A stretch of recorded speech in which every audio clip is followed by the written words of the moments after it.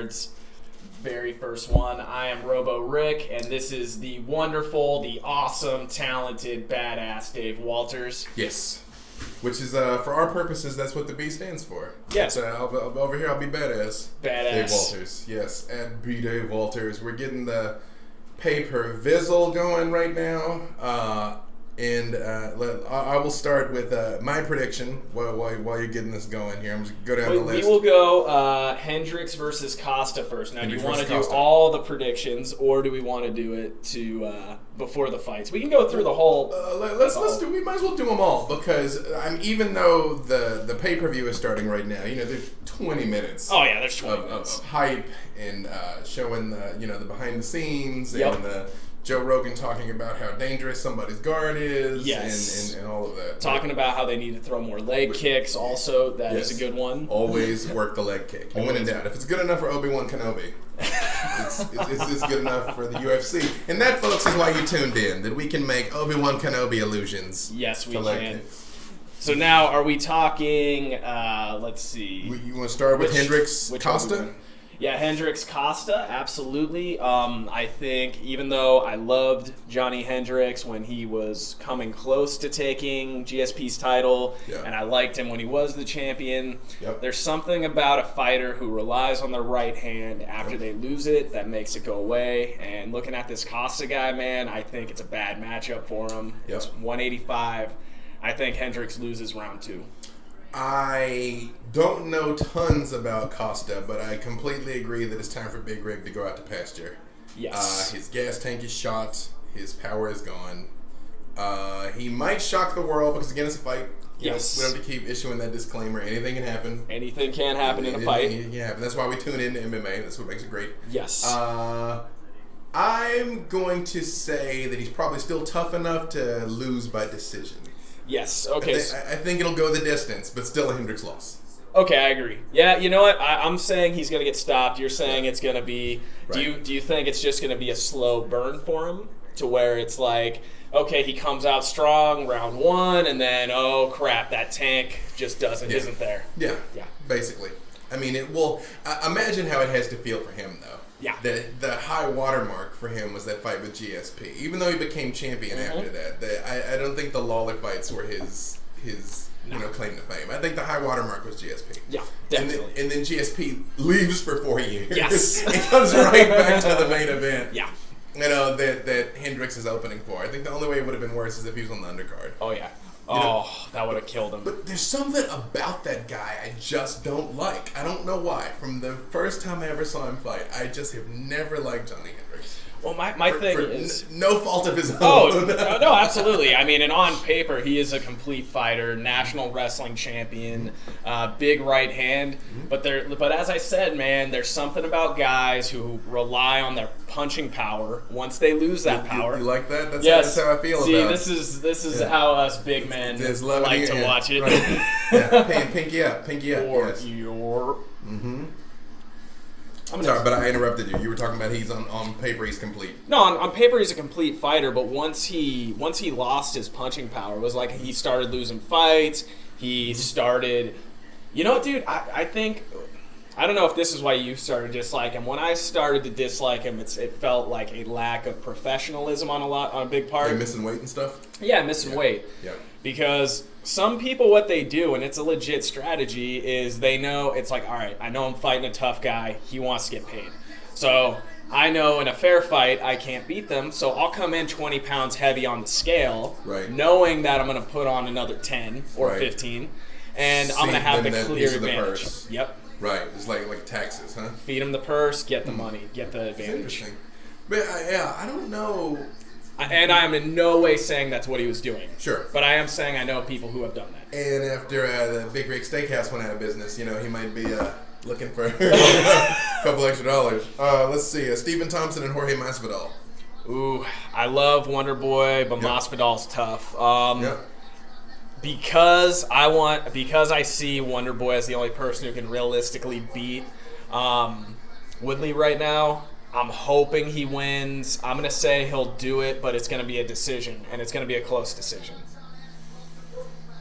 I think Wonder Boy's mental game is broken. Oh. I think those two Woodley losses have taken it out of him. And Masvidal looked like a world beater against Cowboy. Yes, and I love Cowboy. Yeah. But Masvidal looked monstrous. That's true.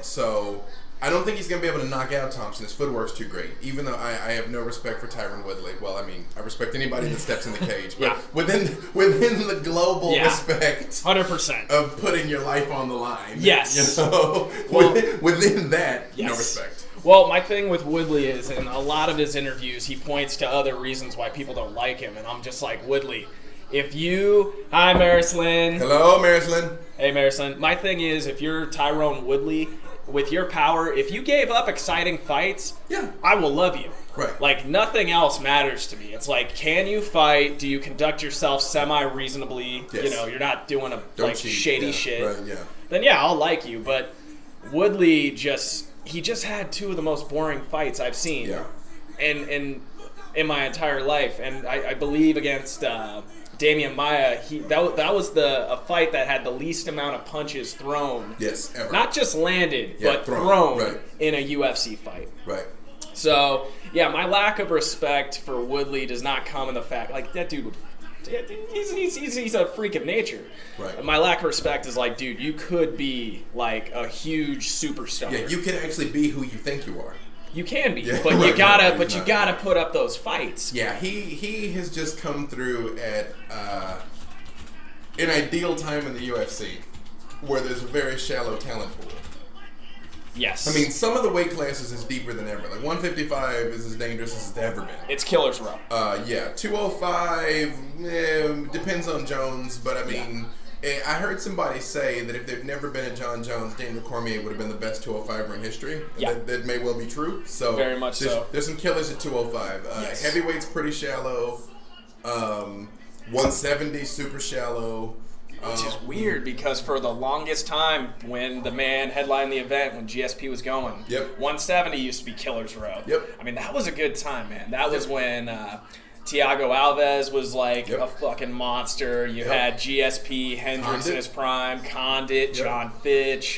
Jake Ellenberger was dangerous for a while. He was very dangerous for a while. Ellenberger Condit had one of the best fights I've ever seen. Oh, yeah. When the ref should have stopped it. He really should have against Condit. And Condit still managed to rally and win. That fight was bananas. If you can find it, watch Ellenberger Condit. It was one of the best fights ever. Yeah. Oh, yeah.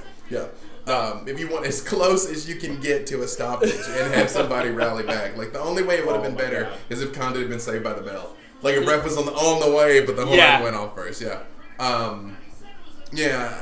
I think, though, I'm going to say I think Masvidal's star's on the rise. It won't be by knockout. I say Masvidal. Well, no. If it goes the distance, it's Thompson because he's too elusive. Now, so the thing is, when I look at the rise, I'm like, okay, you beat Cowboy, but which Cowboy did you beat? Showed up, right? And the thing about Cowboy, he's always had, hey, Coco Bane, what's going on, buddy? Yeah. How are you doing? What? I have the chat right here. Oh, yes. Oh, I'm quite familiar with the Twitch chat. I just looked over and realized I brought the wrong thing. Look at this. I grabbed the wrong thing out of the right package. My life is a lie. I can go grab you another one. No, I'll do it myself. It's my own fault.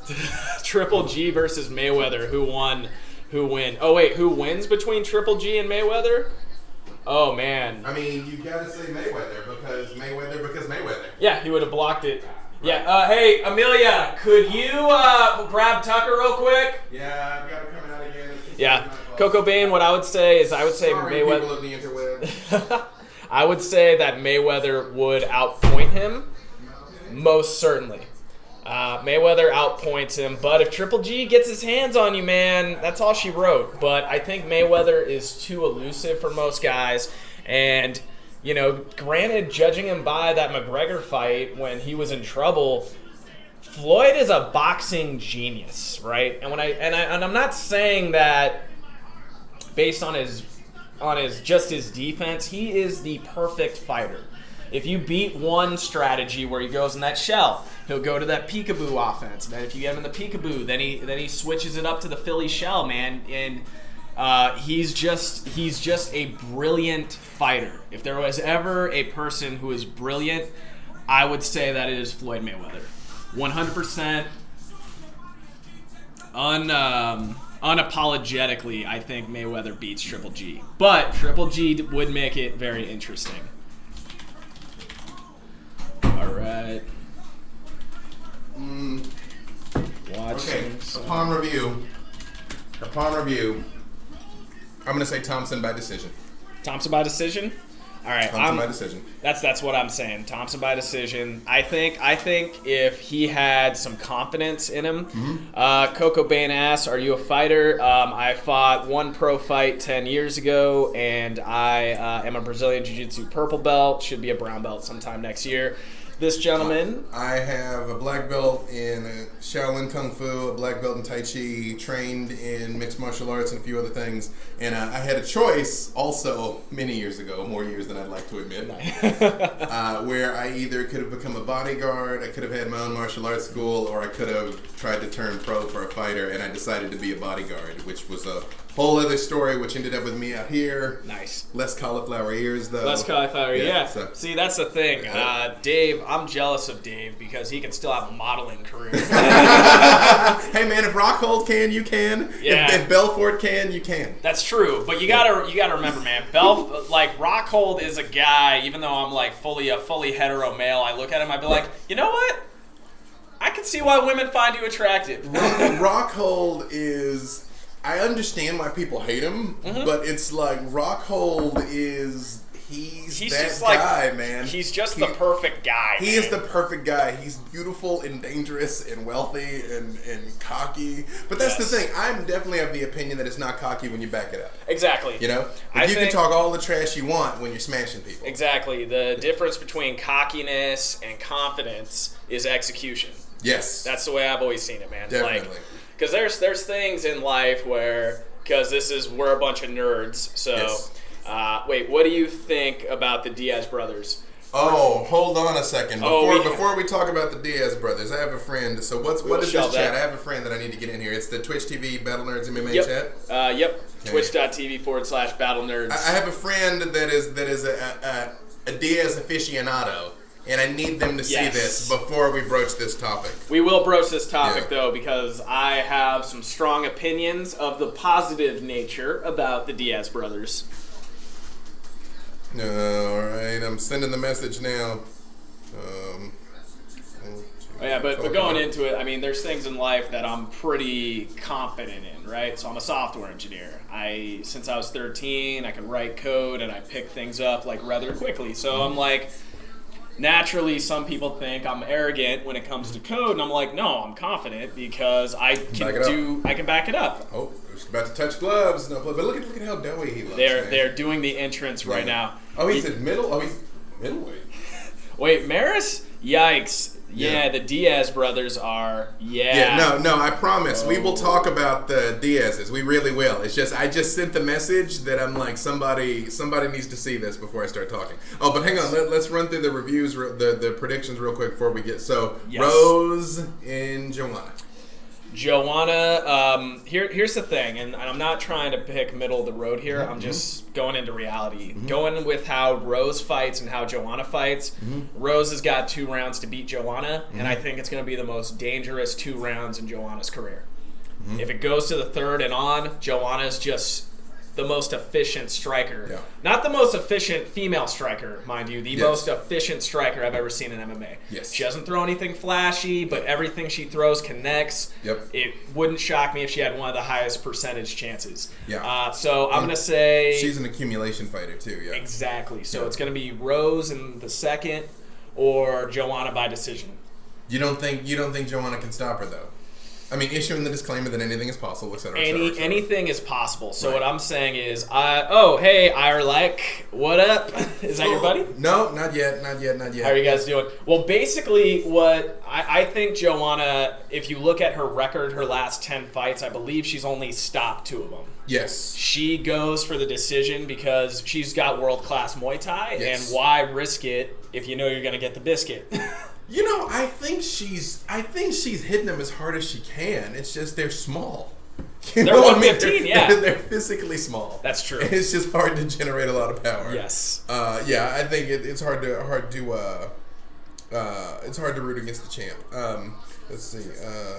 All right, so your prediction is Joanna? Joanna. Joanna by decision. It's hard to argue about that. Anything's possible, though. Cody and TJ. Oh, fuck, man. Has anybody stopped TJ since John Dodson? No. I don't think so. Yeah. No one stopped him since Dodson.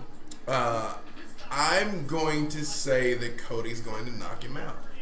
I would love that. I think Cody's going to knock him out. I didn't think anybody could beat Dominic Cruz. Yeah. I really didn't. And he was breakdancing on Dominic Cruz. When he pop-locked during that Cruz fight, because, I mean, I was roughly familiar with Cody, but I wasn't a fan or anything. Yeah. When he stopped to pop, lock, and drop in the middle of the fight, I was like, I'm on your side now. Yes. Yeah. 100%. I didn't really see Cody before that fight. Yeah. And I just knew he was this up-and-comer. I saw him knock out Brimage, and I was like, okay, he's tough. And then, I see him doing, like, up-downs, like, pop-locking, and I'm just like, okay, man. Yeah. Because Dominic Cruz, if anybody, what I will say is this. I love Dominic Cruz as a commentator. As a fighter, I heard he was the biggest sack of shit ever. Same thing. It's not cocky when you back it up. 100%, yeah. Well, like when for 10 years, his only loss was early young in his career against Faber when Faber was at the top. Yep. Then since then, no one came close to him. So you're, like we said, cockiness and confidence is just 1 inch away from fucking execution. So. I'm with you on that. I think Cody round 3. I think that it's gonna take him 1 or 2 rounds to get through the Dwayne Ludwig movement to try to figure it out. But it's also dependent on speed. And then I'm gonna say Cody in 4. I think it's just gonna be a wild scramble and fatigue is catching up. Yeah. And Cody and TJ's a half inch off. Yeah. In Shablamo. I mean, TJ can win. TJ can take a decision. 100%. But I don't think he will. Because at the end of the day, TJ's not going to do anything that Cruz wasn't doing. Very true. And if Cruz couldn't make that game plan work, TJ's not going to make that exactly. game plan work. And then what was a little off, and in no way is anyone at BattleNerds making any kind of accusations against TJ. But, I've been lifting weights since I was 13. I study this shit. I know this shit. I saw TJ post weigh-ins, and I don't know if it's because he put some water weight back on, but his abs weren't there. His pecs looked a little flabby, and part of me thinks he might pop after this fight. I think they might catch him with the John Jones check, like post-fight. They catch you think it's safe. It looks His physique looks like he was on some kind of estrogen blocker, from what I saw. I would just feel like, though, again, surely, like right now at this exact moment in history, the sport's never going to be clean. No. But if you're fighting for a belt right now, after the things that have happened, if ever there was a time just to stay clean, to be cool, it's now. Let 6-9 months pass, and hey, it's a victimless crime, except it's not. Guys, I have to go to sleep. It's 3:20 a.m. You got my follow. Please continue. You're making this good. Thanks, Coco Bain. Thanks, Coco. We love you, buddy. We love our Serbians. Well, let me tell you. Diaz brothers. But before you go. Honestly, all things being equal, I think Nate is way overhyped. Nate gets credit way more than he should because he's lost a lot of important fights, but he lost those fights. Yeah. Nick, I think Nick is great. Nick is amazing. Nick is great. What I will say this is, though, about the Diaz brothers, they weren't... Oh, there's my friend, Dragpool Diva. Yeah, I just started the Diaz brothers because Coco Bain, who asked, is about to have to go. We gotta make it quick because we gotta start commentating on fights soon. But I will say this: when you like a guy like... We went all Stranger Things in here for a second. Totally cool. Yeah, now the Diaz brothers talk is coming. Yeah. Well, Irelak says Nate has a lot of losses, which is true. But I don't watch the Diaz brothers. I watch them to fight because they're exciting. Yeah. I could give a fuck about the record as long as you leave it all out on the field. Oh shit, he's got that's a 4-inch reach advantage if my math is correct. 3, but yes. 3 inch. Oh, he's 4 inches taller. 3-inch reach advantage. That's 8 years younger. Yep. We're talking about Hendricks, and we're talking Hendricks is about to get starched, actually. I've changed my opinion. I see I'm like, this is 185, and he struggled at 170. Yeah. Oh, shit. I was wrong. Yeah. Oh, Bruce Buffer's going. Yeah, I think the Diaz brothers, again, they were one of the first ones to map that trash talk, algorithm. Oh, it's the algorithm. Just talking your way into things. They did, and then I think Chael Sonnen, I know you're not the biggest fan, he perfected it. He did perfect it. Because he had nothing to back it up. If you look at it, when he left the UFC, he was 5-7, Yep. 3 title fights. Oh yeah. If he didn't have the mouth, and I will say the fighting skills to at least make his fights interesting, though it was big right hand, it was takedown. lamprey though, yeah. It was lamprey. Yeah. But if early on in his career he started doing that, and it was genius because it's like, okay, who the fuck cares about another boxer wrestler? Right. Nobody. Yeah.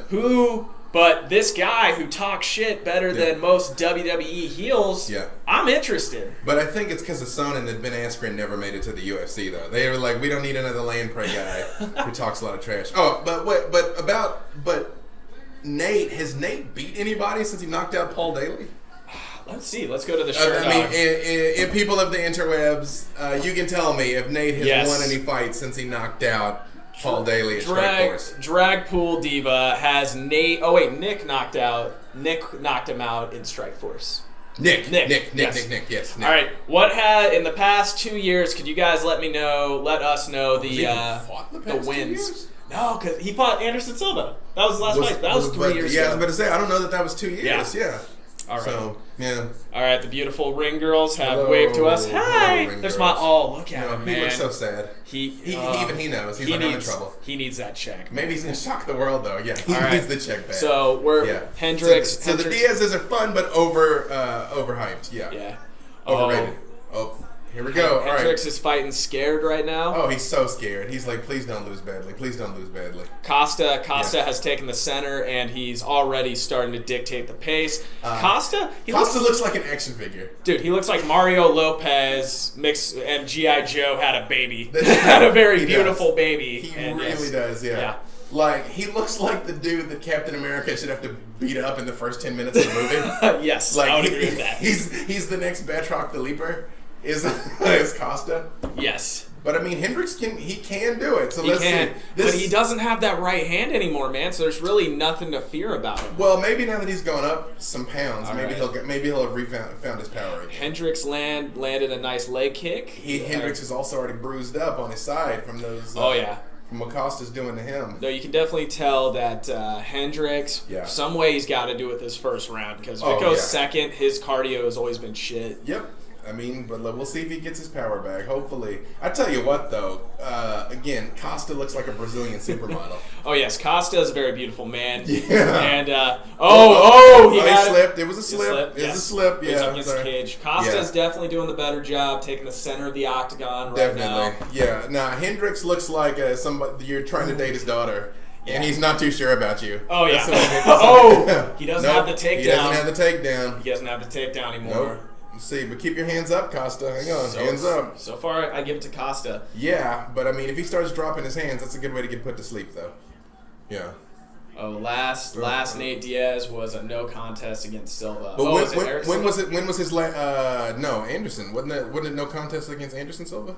Because Silva popped. And he said it was Viagra, right? Yeah. Yeah. What is it with the dip pill defense, man? It's the twist at the end of the punch. The twist at the end of the punch. The dick pill. All right, so right now, Costa has him up against the fence. He's doing a great job, man. Costa's motioning him forward, but he really shouldn't get overconfident because, again, Hendricks can knock him out. Ooh, yes, he can. Yeah. Good right hand off the cage. I always get wary when guys get too showy. I'm like, wait, you're still in a fight, man. Yes. You know, be cool. Be cool. Nice big head kick against Hendricks. Yep. This Costa's 10-0, man. This is a feed 'em fight. Let's be honest. This is we got this kid. He looks like Mario Lopez, a fucking action figure. No, this is definitely a pink slip match. Oh, like Vinnie Mac should be at the next. Oh shit! Oh, big knee against Hendricks. He's got Hendricks up against the cage. Yeah. Hendricks is hurt. Hendricks is definitely hurt. Costa just landed a big right hand. Yeah. No, Vinnie Mac should be on the side of the cage with a suitcase. You know, the briefcase. Vince McMahon. Money in the Bank. Yeah, and the pink slip hanging over the. Oh god. Oh yeah. Oh no, this is. Ooh. Oh, okay. Okay, all right. Hendricks is bouncing back. Hendricks is pushing off the cage. Let's see. Hendricks has that dumb hillbilly strength. He sure does. Cool Diva says last Nate Diaz was no contest versus Silva. But what was the last fight he won? I'm asking. Yes. When was the last fight he won? Ooh. Yeah. Like, and that's the thing. Costa looks good, but I mean, there's nothing like remarkable. It's just right. No, he's a muscular pretty boy with decent hands. Because by the same token, we all know this is not optimal Hendricks, and yet he's still hanging in there. Last Nate win was BJ Penn in 2011. The world was a different place in 2011. It was most certainly a different place. Obama was in his first term in 2011. That's how long ago that was. So I got to get off the hype train. I will say this about Diaz, though. Have you seen his nunchuck videos? Oh, yeah, that's game, dude. He's like spectacular with nunchucks, which is like an anomalous skill to possess. The reason why you like the Diaz brothers, they talk shit, they back it up. Win or lose, it's a good fight. Like, and I do think Nate won that second fight with Conor. Yeah. That is the last fight he won. Was against McGregor. That was Nate. Fight. Oh, Nate. Nick was BJ Penn. Nick was BJ Penn. My bad, bro. I know they're interchangeable. I said it. They're interchangeable. Well, the thing is, and he's smiling at him, Johnny. No, I am of the school of thought though that when the guy smiles and motions you forward, you hurt him. Yeah. I'm definitely of that school of thought. I could see that. Yeah.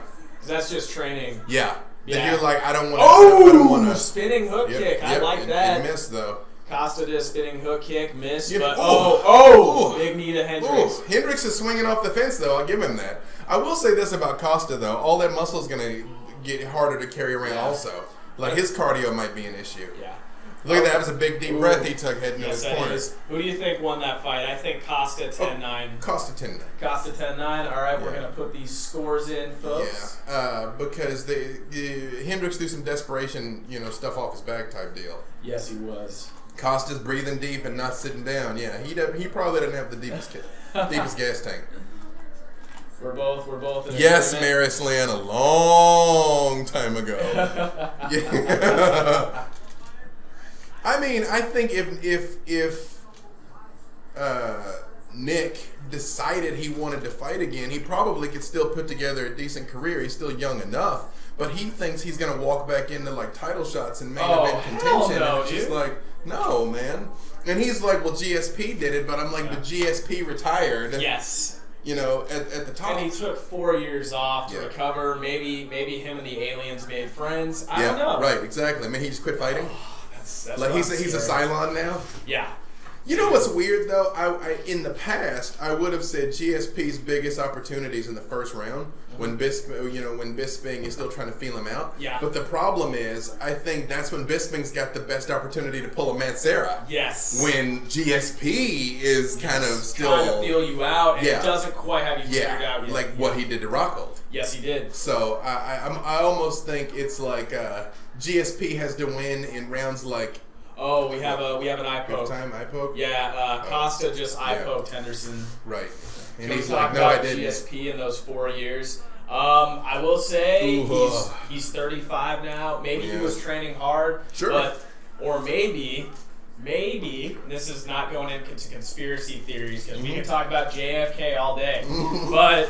My thing is, somebody's always asked me, it's like, well, if you've already got this much money. Yep, nope, that was an eye gouge. Oh, sorry, And someone always goes, well, if you have $10 million, why would you risk it for another $10 million? And then because it's $10 million. Because it's $10 million to keep your $10 million company. Yeah, totally. So absolutely, I think Dana White's out of stars. John Jones fucked the UFC. Yep. Cormier, I like Cormier, but he's the fans not there. don't like him.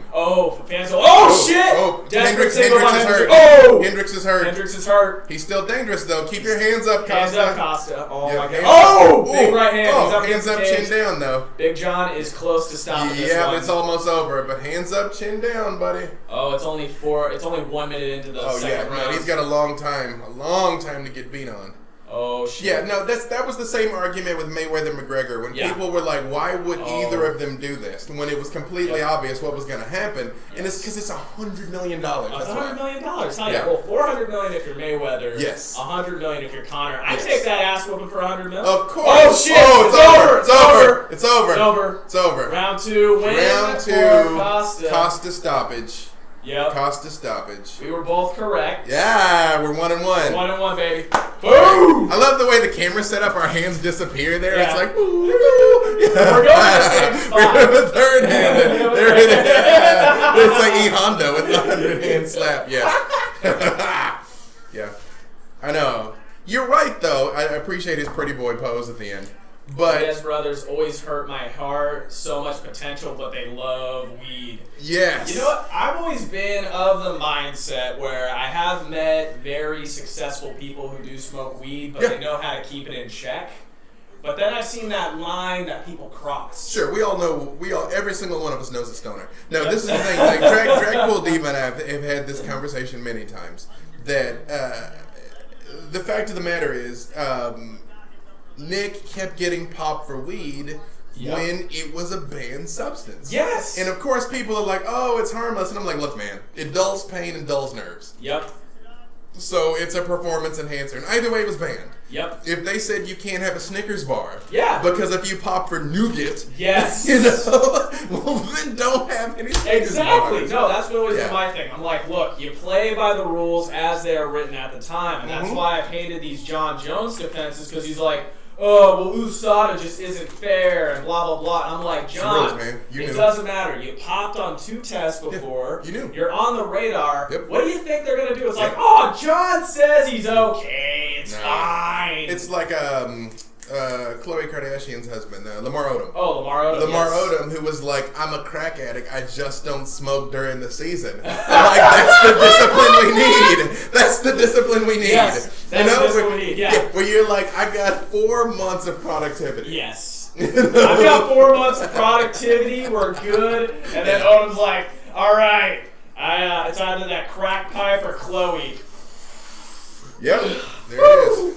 John Jones comes across as a jerk. You know, and the weird thing is, people still like John Jones more than they like Cormier. I don't mind Jones. I never minded Jones. Yeah. And you know why? It's because, it's all the way back to Charles Barkley. I'm not a role model. You know? Yep. I don't necessarily need you to be a good person. Yeah. I need you to show up and do your job. I need you to fight. Yes. Yes, yeah. I agree with you on that one. So.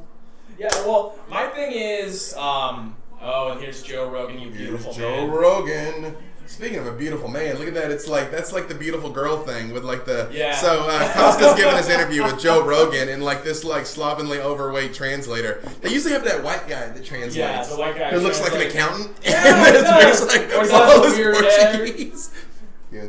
Always has that haircut that says, I'm all for the women. Yeah. He's really just trying to sneak his way on in. He has that haircut. No, he's the groomsman that tries to slip you ecstasy. Absolutely. Exactly. Yes, he's that dude. Yeah. He is that dude. Yeah. But I agree with you completely, though, that even though Costa won this fight, that dude always bothers me, that guy. I don't know that guy, but he's on a lot of people's camps. He's referring to a guy, he always wears these white, nerdy BCG goggles. Yeah, he's a Brazilian dude. You know who we're talking about. He's a Brazilian dude, he wears the nerdy glasses, he's got a faux hawk, he's been on a lot of guys' teams. He's been on the Ultimate Fighter a couple times, too. He's always in the background, though. He's like a assistant coach for somebody.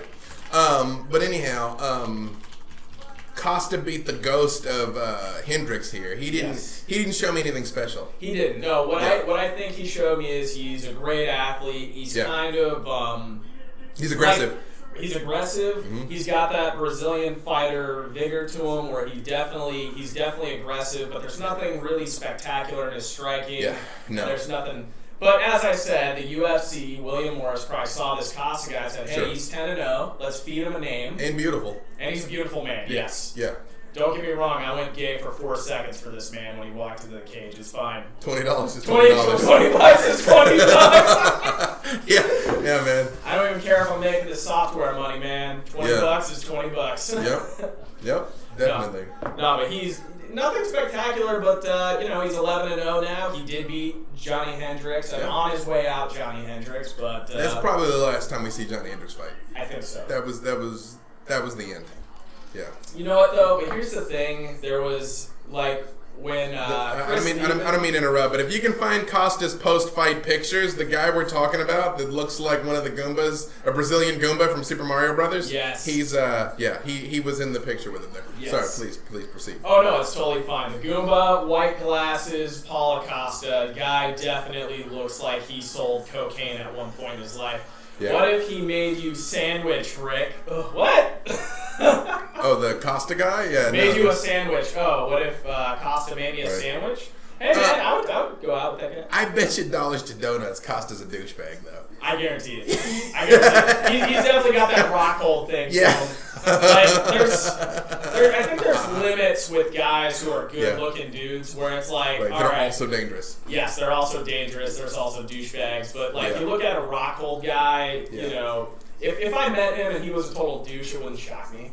And if you met Costa, it wouldn't shock me. Right. It's kind of like with women, you need to find one outward flaw before it's completely approachable. Yeah. You can never be aware of how attractive you are. Exactly. That's really what it comes down to. 100%. Because when you know that, then it can only lead to chaos. Yes. Yeah. Bisping has had the most. Bisping's walking into the arena, by the way. Bisping is walking into the arena. He's had the most unlikely career trajectory. Mm-hmm. I wouldn't be surprised even if he wins, he's done after this. I agree. Because the only thing, because what else is there to prove? There's nothing else to prove, and then what is he realistically going to do? You know the reason why they haven't given him Rockhold yet is because Rockhold likely wins, and they need to have some kind of title reign now, right? Yep. Same with Whitaker. Whitaker probably smashes him. I think Whitaker crushes him. Because let's be honest, man, Lombard, that was the best Hector Lombard has ever looked. Yeah. Wait a minute, Hector Lombard is the last guy Whitaker fought, correct? Yoel Romero. Yoel Romero, my bad. Yoel Romero, my bad.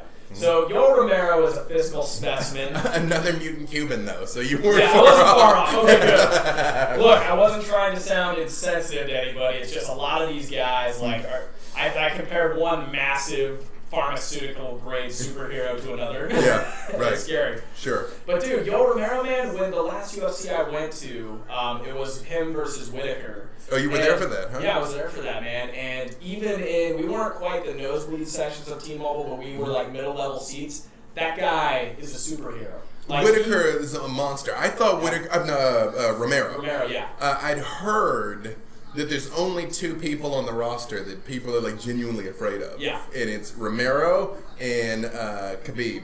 Yes. Nurmagomedov. The people are like, sup, bro? You know what I mean? Dude, because Khabib, man, let's be honest. If he could comfortably make 155, Conor McGregor wouldn't even be on anybody's. He wouldn't even be on the radar right now. Khabib, when he was fighting Michael Johnson, he's hitting him, telling him, "Don't make me keep doing this. Yes, you know you can't beat me." What about that ground and pound position? Sorry, guys, I'm going to show you right now. Not Captain America. So what Khabib does is he'll cup your hand when you're in turtle, so that you have one choice. You can either post off on your hand to get up, or bop. Get hit in the face repeatedly. Take the punches. Yep. And Michael Johnson. I don't think they can see what you're doing with the hand grip there. Yeah, see, so the actual placement. The hand grip right here. So what he does is he comes underneath on turtle position, grabs the hand, and then he pockets it. It's kind of similar to collegiate wrestlers, what they do. Yep. And what you have a choice. You can post up to try to stand up, but if your weight's on proper, it's a bad move. Yep. And then he just kept mauling him and mauling him. Yep. And I told my students, this was when I was still teaching that class down in Brentwood, I was like, look guys, anytime you're thinking of grappling within the context of can I punch this guy, you need to find those tricks. And I was like, that dude is a red belt in ground and pound. Oh, yeah. No, Khabib is a monster. He's amazing. He's a monster. And, personally, I think he should just go to 170. Because he's going to be a small 170, because he's not I was going to say he's not a huge 155, but he keeps having such trouble making weight. Yeah. Although, what I hear, though, is his problem is not genetics, his problem is discipline. He can't manage what he's shoveling in his mouth. Gotcha. That's Khabib's problem. I know. And then he waits too long to cut. Yes. And his freaking kidneys shut down. I know plenty of guys like that. Oh, God. No, there's a couple guys I know. I'm not going to name his name because they know their names. They're eating, watching us right now. They are watching us right now, probably. But yeah, man, there's a guy I know. He would be in the UFC, killing everybody right now if he could manage his weight. But let's say he has to make 155. He'll be 195 6 weeks before the fight, and I'm like, dude. What are you Get doing? a strength and conditioning coach. No. And then I'm like, bro, you can't keep shoveling hummus down your mouth and expect to make 55, man. Yep. Yeah, the only I actually hope Thompson stops Masvidal or vice versa. I think he's gonna play it safe. I think he's afraid of a third loss. Yeah. I don't think he's gonna take any risks. But it would be good if he got back on the highlight reel. Yes. So people could be like, oh, I remember this kid was important. Precisely. Right. Precisely. Right. I think he plays it safe, though. Sheesh, go a little easy, Rick. I'm sorry, Maris Lynn, okay? I'm a nerd, okay? It is what it is. It is what it is. You know, Yeah. we're two nerds who just fucking talk about fighting. BattleNerds. BattleNerds. Right, yeah. One of the potential taglines was the world's most dangerous nerds. You know? It's yeah, man, but I bet, if you remember the Keith Haring, yeah. he was a software engineer before he got into it. But it showed with Haring. Keith Haring. Yeah. No, it was the coolest. That was the thing, man. I actually choreographed a fight between him and Andy Dick. It was crazy in this movie called Division 3. And it was like, all right, I got to make Andy Dick look like a tough guy. How do I fucking do it? Give him a gun. Superman punch. Superman. Because I was like, the Superman punch, it's so effective, but it looked so good. And I'm like, you know what? You do it. So it made the trailer. So that was like my proud moment for Division 3. And I told Andy Dick to throw the Superman punch. So here's first of all, by the way, this is the most LA story I ever heard, by the way. Yeah. So, Right here, buddy. My Heath Haring. Oh, Mike Brown. Odd career Mike Brown has had.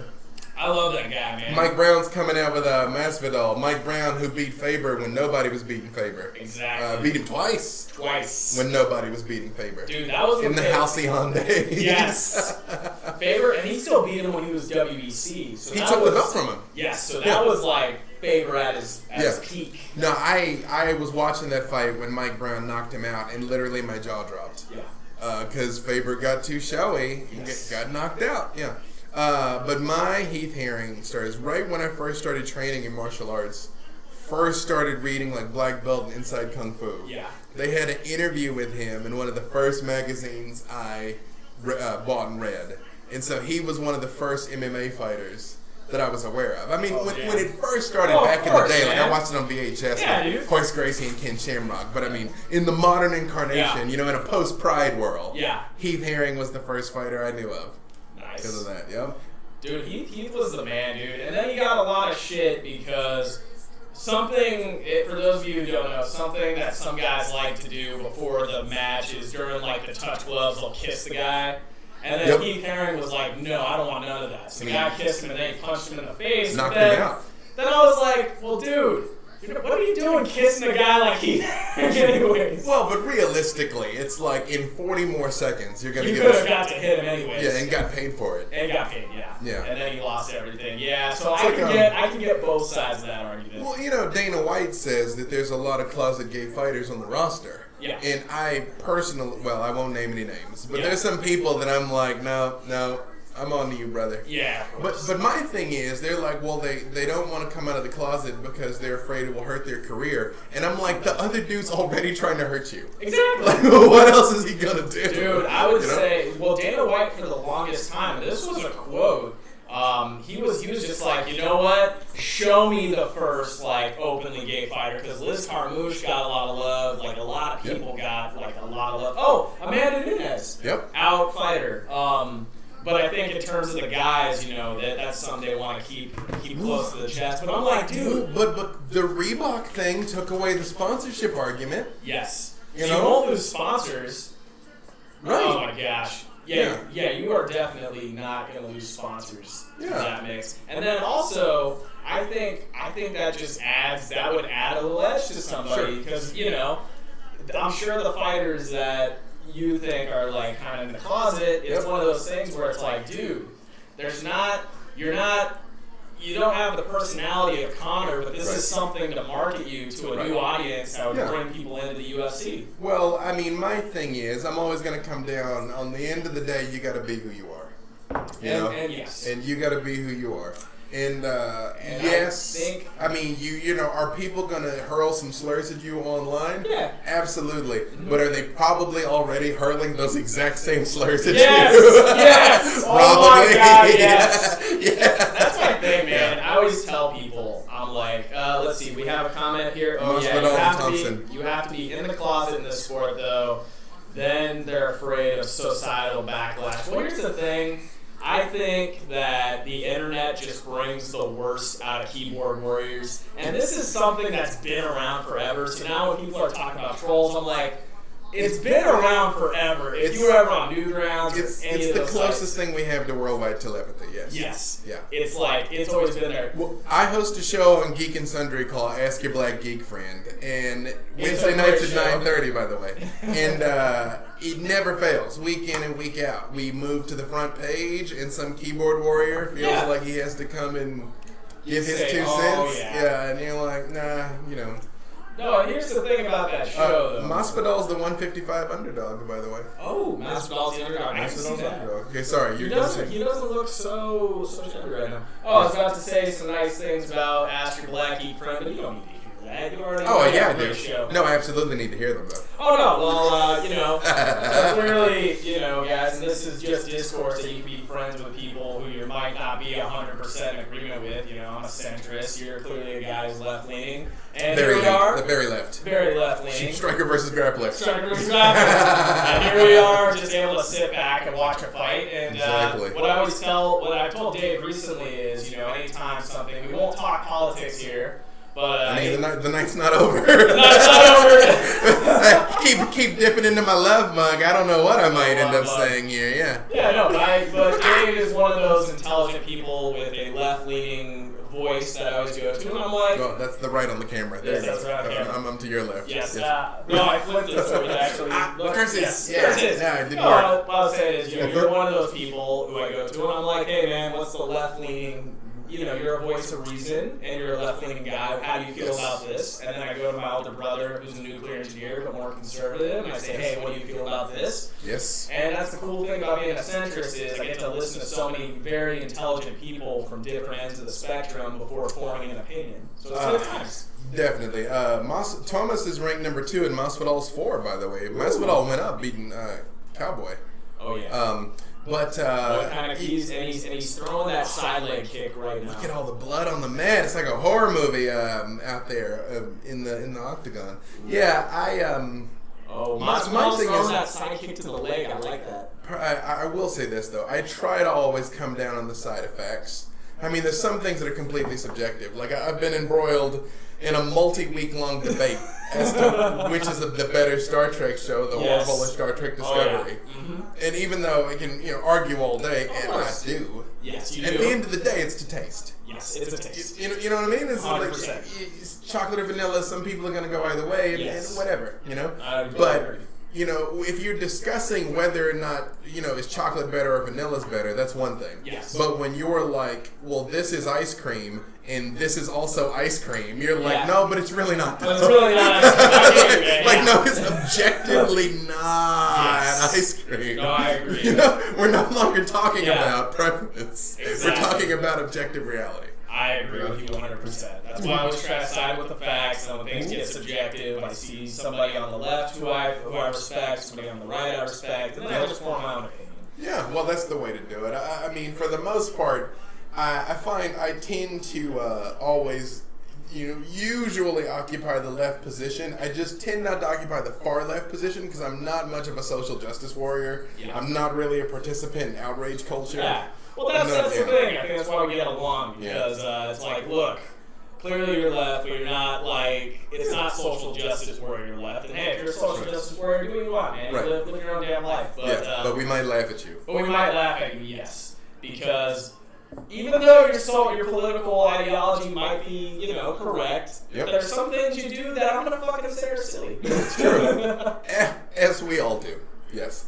I do silly shit. I'm a fucking grown man. I'm allergic to outrage culture. Thank you, Marislan. As am I. Thompson and Masvidal are both off to a relatively slow start because they're both afraid of getting knocked out. We gotta talk about the fight now. We're dabbling back and forth. I'm just letting you know.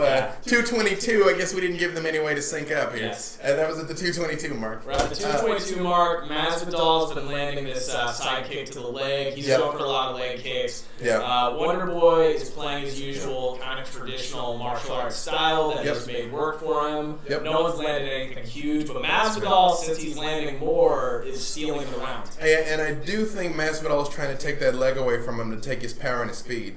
So Masvidal is looking for a knockout late. Mm-hmm. Ooh, I like those body shots. Yeah, it was a side kick right to the ribs. Yeah, Thompson, the same thing. I'm not a fan of the hands down fighting style. I never have been. Yeah. I know it's a traditional martial arts thing. I've trained plenty. Yeah. But I hate it. Put your fucking hand on your chin. Yeah, there it is. Hands up, chin down. Hands up, chin down. Suck that chin, bring that shoulder up. Boom. And I do it with my traditional martial arts friends all the time with like this freaking blow. Oh! Knocked down with the side kick, but it was a slip. But still, that might have won him the round. It was a balance thing. If nothing else significant lands from Masvidal, that might have cost him. Yeah, maybe. I'm scoring towards Masvidal since he's landing more and he's throwing more right now. Yeah, maybe. Yeah, but I mean, it's like aggression and octagon control. Maybe. Very true, but he's standing in the center of the cage. That's why I'm saying that. Right. He does seem like he's the one stalking forward in Thompson's counterpunch. Yep. Like, I mean, Masvidal may in fact be taking this round. And it looks like Wonder Boy's got not a small bruise on his upper right temple. You really? I don't even know where that was. I don't even know what touched him. It's on the edge of the eye right there. Yeah, I have no idea what touched him. Oh, okay. Yeah. Masvidal starting to light it up because the crowd's probably pissed, and you do not want to anger the New York audience. Definitely. Oh, yeah, they are at Madison Square Garden, aren't they? Yes, they are at Madison Square Garden. Yeah, that again. We've come a long way. The first UFC I watched, they were in a high school gymnasium in Colorado. Yes. I believe it was UFC 3 or 4. Yes. I can't remember off the top of my head. Yes, it is. We've definitely come a long way. Back when there's no rules and it was completely open. My MMA fight was in a fucking bar, bro. It was in a bar. But are we allowed to discuss what your record was? It was 1-0. 1-0. That's fine. 1-0. You retired undefeated. I did retire undefeated, but I'm gonna be honest here. The guy they got me looked like they just found him out in the parking lot. Ooh, that side kick. Oh, those that's will a tough add one. up. What do you think? What did you score this? I think Masvidal took the round. They're definitely giving Thompson the winner's edit. Yeah, they are. Yeah. They're giving him the winner's edit, but I think Masvidal more aggression. 10-9 aggression. Yeah. More aggression, more cage control. I'm going with you on that, my friend. All right, Yep. So let's see here. So Thomas, that is a 9-10. Do Yep. you guys like the wonderful graphics I'm doing for you? I know. We went straight NES on this. This is incredible. Hell yeah, man. Because I was like, all right, we gotta stay true to our nerdy selves. Definitely. And then I should have worn my I Know Kung Fu shirt because I have a classic NES shirt and it says I Know Kung Fu. Nice. Which is multiple layers because I do in fact know Kung Fu as well as knowing Kung Fu. Nice. So there it is. It's like I need to be buried in that. The amount of debates that I used to have growing up because I was a Taekwondo guy and all my friends were doing Kung Fu, and then when traditional martial arts were still the golden standard because people didn't see UFC yet, I remember I had to defend them like, no, the butterfly kick totally beats the knife hand strike because of this. You're like, well, let's put it all to the test. Let's put it all to the test. Dragon Pool Diva and Marislan, are you enjoying our commentary? Because I'm having fucking fun right now. Absolutely. That's what this is. Yes. Because and basically anytime I see Dave at the Geek and Sundry Studios, this is us. We're just like... Yes. First time I met this guy, we were talking about Conor McGregor for an hour. Immediately, yes, and then this is it on Twitter when we're not in the studio. Yes. 100%. Oh, Masvidal with a shoot. Wow. Okay. Oh, Masvidal trying to tee off. Yeah, no. So Masvidal had a failed single, but he pushed Thompson up against the cage, and then he landed twice. Yep. Wonder Boy woke him up. He threw that straight right hand, though. But he's got to be wary of that lunging with his chin up, though. That lunging shot like that. Fucking Wonder Boy. Yeah. I mean, it's been working before now, but that is just a very good way to get knocked out. That's how Woodley almost caught. That's Yep. why he lost to Woodley. Yep. Because he had it all the way won until round 5, had that chin up, done. Yep. Oh! Masvidal just got knocked down, and Wonder Boy's saying, get back up. He's wobbly, though. He is wobbly. Yeah, he's hurt, but he's up. Yeah. All right. Woodley did finish him in the second one, didn't he? No, he didn't finish him. No, but he took the round. But he close. He took the round when it was 2-2. Yeah. Right. He took the round. Yep. Holy shit! Remember. This is Wonder Boy's starting to light up. Wonder Boy's trying to. Masvidal took round 1, edged it. I'm thinking Thompson is. I mean, Thompson is currently ahead on the judges' scorecards. Yes. Yeah. Although Masvidal's trying to get back in it, though. I see he's trying to shake the cobwebs loose. Dude, so that's the thing, man. If you have a nickname like Wonder Boy, you better be a badass. True. Because if I tried to come out with a Twitch channel like, hey, I'm Wonder Boy, then people would be like, I'm sorry, Rick, I gotta kick your ass. But you'd have to show up with the Wonder Boy outfit, like the Wonder Woman's brother in some incarnation. Yeah, it exists. It does exist. Yes, it's why play against type, you know. Look up Wonder Boy. Yes. See, now there's a lot of circling because they're both worried. They're both circling, but they're worried. Thompson is landing the better exchanges. Yep. But this has always been kind of Wonder Boy's style. Yeah, he's a counterpuncher for sure. He's a counterpuncher, and I'm wondering when he's going to throw that big head kick that I like with the lead front leg, where he just throws it like a slap. Oh, nice! He just landed a big hook. Yep. Failed Superman punch from Masvidal. That's an interesting move there. Yeah, the thing about the Superman punch, if you want to sell it, you got to throw the knee like you want it, and then follow up with the punch. Best Superman punch I ever seen in my life was the second GSP Matt Serra fight. Yes. And he threw the Superman punch, then he hooked the body, then he ducked the counter and leg kicked Serra. Was beautiful. I was like, oh, wow. Because all things being equal, I'm not a huge fan of the Superman punch, believe it or not. I've seen it work. Yeah. Joe Schilling got knocked out in Bellator. Yes. By a Superman punch. Yes. So it could be done, but... I think the first time I saw that move, it was Paul Buentello. He landed it against Kevin Jordan. This was like early UFC. And I remember both those guys are tired because they took the fight on 2 weeks' notice and the crowd was booing. Mm-hmm. And I think out of boredom, Buentello threw it. Mm-hmm. And honestly, I think Kevin Jordan was so tired, he's like, you know what, I'm going to let the next thing hit me, and then I'm just going to lay down. Well, I mean, it's just like in boxing, to a lesser extent in MMA than in boxing. But really...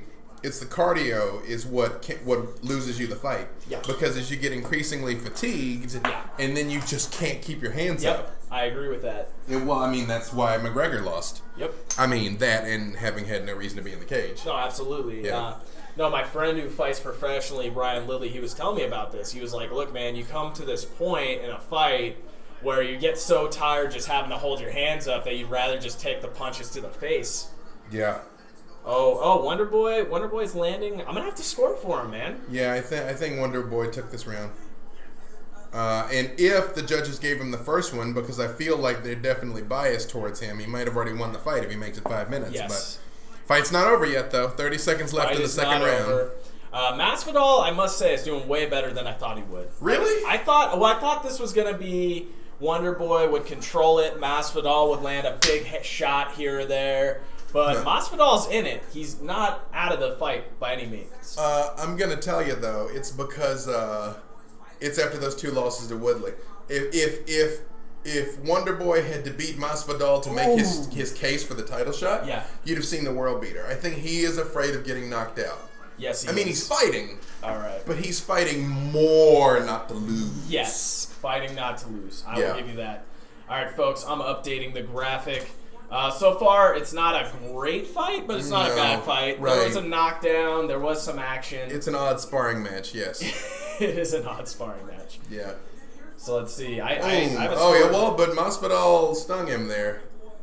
He definitely made Wonder Boy reevaluate his life choices there for a second. Yes, he did. Yeah. No, I'm thinking. So right now it's tied, 19-19. I think it's tied. I think whoever wins the next round wins the fight. Next round wins the fight. Who do you guys in the chat think are winning this fight right now? Yes. Because the first round was debatable. I don't really see how you could have given the second round to Masvidal. Judges are notoriously bad, but I don't see it. The thing is, though, dude, New York judges are actually better. from what I've seen. But I say they've had a lot less experience. Yes, because they're like, oh, well, that guy hit that guy more. I think that's who you should give the round to. Right. Well, no shit. Yeah. I mean, I think we're somewhat past just who scored the most takedowns won. Yes. But it's still, I've seen some just iffy decisions. And you know who always seems to pull the worst decisions? Cecil Peoples. Yes, but oh, you mean in terms of administering the team? No. The fighters who get bad breaks. Why can't I not think of his name? Just went to Bellator, former 155 champ. Benson Henderson. Yeah. Benson Henderson. Benson Henderson has gotten more bad beats. Oh, it's bad, yeah. Yeah.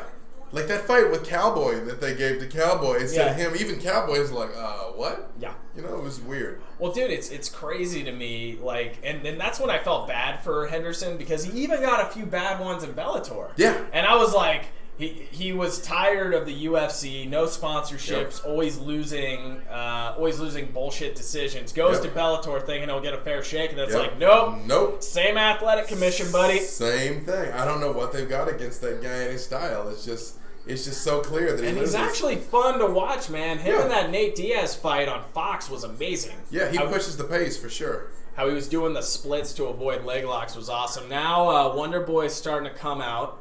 See, I was just about to say I feel like Masvidal's fighting with a little more desperation. I think so, yeah, because here's the thing. You have a guy like Thompson who feels like it's his. Right. And then you got a guy who's like Masvidal who's like, I want what's yours, and he needs to start moving like that. Yep, definitely. Thompson threw a big highlight reel hook kick that missed. Yep, and then he landed a couple decent-sized shots to the body. Yep. That's what I want to see more of in MMA. More body shots? More body shots. That's where Conor's success early on lied. Yep. Was the fact that he had that confidence and he would go consistent to the body. Yep. Because if you know your cardio is not that good, make the guy more tired than you. Yep. Those spinning back kicks to the stomach will definitely take it out of them. Well, not only that, you beat up their midsection, they start dropping their hands to defend it, and you're open for the headshot. How GSP beat Matt Hughes. Yes. Kept beating up his legs and then switched it up to the high kick that knocked him down. Mm-hmm. And swarmed with the ground and pound. I actually... I'm deeply conflicted about tonight. I'm a big GSP fan, so I want him to win on principle. I do, but it's almost like Bisping has earned it. Yeah, Bisping has earned it. Like GSP, when it got hard for him, he left. Yeah. Bisping, if he had retired, I would have been like, you know what, dude, I get it. Yep. Like all of us would have been like, I get it. Yep. Now it's kind of like GSP is gonna come back, and he's gonna get. It's like he just gets handed back what Bisping had to earn all those years. It's almost like if Bisping had retired after Hendo beat him the first time, we all would have been like, oh, okay. I understand. Yeah, because doesn't Bisping have the win for the record for the most UFC wins? Yeah, he does. Period. And like most fights too, I think. Yes. Yeah. That is absolutely correct. Yeah, so I tell you what though, if GSP wins this belt, I bet you anything he drops to 170. Mm-hmm. I bet it never gets defended. Even if he wins, I bet he never defends this belt. Well, what the fuck is he gonna do against Rockhold? Or Whitaker. Or Whitaker. Yep. Or Yoel Romero. Especially Yoel Romero. Fucking Yoel Romero. An Olympic wrestler. Yeah. Yoel will be like, oh, so you want to play that wrestling game? We can do that. We can play that wrestling game. He's like, for the record, I weigh 230 pounds. Yeah. And I'm kind of insane. Yeah. So I love that guy though. Yeah. That guy, he's fucking insane. I remember his pre-workout one time. He's got this little headband on, and he's doing push-ups, and he's like dodging shots as he's doing push-ups and shit. I was like, I don't know you, bro, but you're a fucking freak of nature. I tell you what, though, man, I was so happy when he knocked out Weidman. I don't like Weidman. I hate Weidman. I never liked Weidman. Oh, with that big knee, I loved it. Loved it. Well, it's like a horror movie, though, the way he's cut him open, though. Oh, yeah, dude. Speaking of USADA, it's like, that's why I'm neutral for the main event. Yeah, because it's like, principle, I'm with you. You got to root for GSP because he's the nerd. Mm-hmm.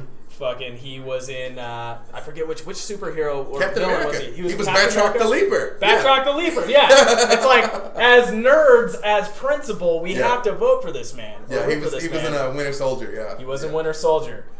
But then yet it's like, man, is that how they're going to do Bisping in? You know what's weird to me about Bisping, though? Y'all don't like Weidman? No, I don't like Weidman. I don't like his pig face and cockiness that he never earned. No, bleh. Boo, Weidman, boo. Who are we going to score this one for? I think Thompson. Now Thompson just took the round. Thompson got a trip on Masvidal, and I think that won him the round. Yep. I think it won him the fight. I think it won him the fight, too. So, that means it is 29-27. Yep. 29-27. Oh, wait, no. 29-28. 29-28. 29-28. And 30-27 for your winner. Well, Thompson's cut open, though. Yes, Masvidal got something on him. Yes, he did. He had 2 knockdowns. He had a knockdown that was probably a slip, but it was a knockdown. Yes. And he got another knockdown late. I think those 2 knockdowns. Oh, there's another knockdown. Yes. He had 3 knockdowns there. Or was this the whole fight? My problem with Masvidal in this fight, he fought active, but he wasn't fighting like he was trying to take what was Thompson's. No, he wasn't coming. He didn't try and take. He wasn't coming to take a head. It's like when you're fighting a pretty boy name, you gotta go after him. Of course. You have to. Cause even if it means you get knocked out because you're coming off a win. Yeah. Oh, 100%. Yeah. Thompson went over and slapped Masvidal on the backside and hugged him. That is huge. Good show of respect. And you know, the UFC wants Thompson to be a star so bad. They do. They were so bad because Wonder Boy. He's a tall, good-looking guy. He's nice family values. Nice family values. Nice conservative values. But the problem is, if you want me to like you, you gotta have exciting fights. Yep, and not talk like that. Exactly. Which he does. Not talk like this. Which he totally does. Totally does. Totally does. Yeah. We're gonna listen to Thomas speak right now. Good. We're about to get the buffers coming to we announce say the decision. 29-28 for Masvidal. No. We say 29-28 for Thompson. For Thompson. Yes, we did. For Thompson, yes. Here it is. Somebody gave a 10-8 round. Oh.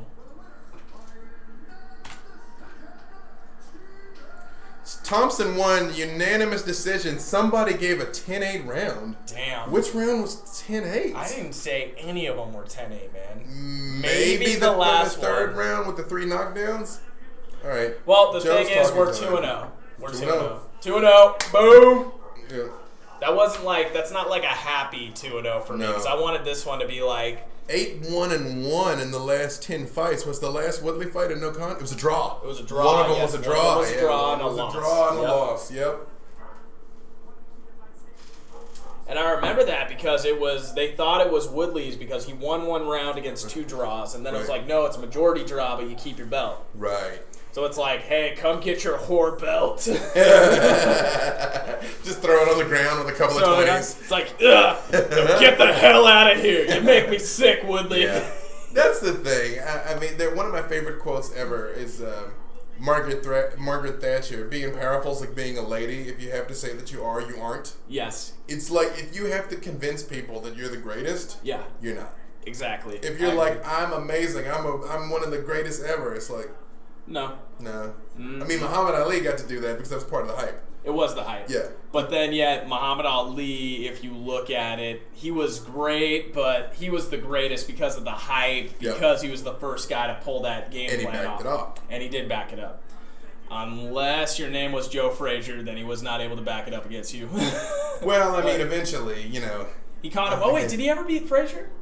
Oh, yeah. Down goes Frazier. Down goes Frazier. So I remember what happened was he lost to Frazier. This was before Rumble in the Jungle. I wasn't alive by then, but, you know, I follow my history. We know history. We know history. Yeah. And then Foreman knocks him out. Yep. That's like the only thing Frazier's a champ of is getting knocked out by George Foreman. And then it's like, holy shit. Yep. Kevin Knox. Hey, everyone. Hey, Kevin. How are you doing, buddy? Kevin Knox. You have a YouTube channel. We will after this. Where we will post this fight afterwards. Definitely. This is episode 1. BattleNerds MMA. Have you heard of BCHS News YouTube? No, but I heard of BattleNerds and Ask Your Black Geek Friends. Heyo! Wednesdays at 9:30, twitch.tv/geekandsundry. It is an other school YouTube channel. Kevin, are you trying to spam your YouTube channel? on our page. Oh no. We can't refer to you anymore, Kevin. Bye, I'm sorry. Kevin. You made it weird. You made it weird, Kevin. No, I'm sorry. Sorry, Kevin. I'm not gonna block you, but I am gonna mute you out of principle. Yeah, because you can still enjoy us, though. You can still enjoy us. You're on a timeout, buddy. It's true. 600 seconds. 600 miserable sevens, Kevin. All right, Joanna and Rose is next. It's all title fights. It's all title fights. Yes, it is. Dear God, we are doing this every UFC, my friend. Absolutely, yes. With more and more people listening more in. and more people listening. By the way, Dragpool Diva, if you're still listening and you have your football game going on in the other window, you can give us the score of the Michigan game. I'm just adjusting the skulls right now. Yep. Maris Lynn, are you watching the fight also, or just listening to us? Oh, she's watching the fight also. Okay, she cool. is literally watching us as a commentary track. I told her last night. Beautiful. She was watching my code along, which she is. I'm basically coding a game where all my chat mods are characters in said game. Oh, very nice. And she's like, and so now she is. She watches. 33-7 is the Michigan game. Well, who's winning? Yeah, you gotta say. Or is it supposed to be self-evident that it's Michigan? Yeah. It's probably Michigan. Who are they playing? I mean, she did. Yeah. Who are they playing? Those of us that don't care, don't know this.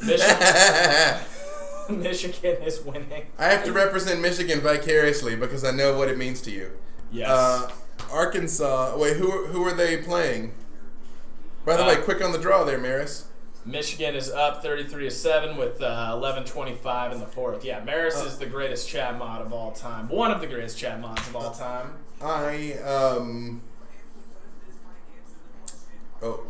Pettis and Warrior. In fact, I need to mod Maris so she can handle certain people trying to spam their YouTube channels. There you go.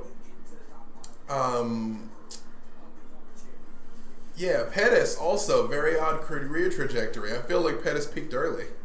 Yes, he did. You know? Yeah, Pettis peaked early, and I don't know, man. It's weird to see post-USADA looking at the records, because Weidman post-USADA doesn't look good. Right. Pettis post-USADA didn't look good, and then Pettis is like, and sorry folks, it's going to sound a little weird, but like this is just things that I notice.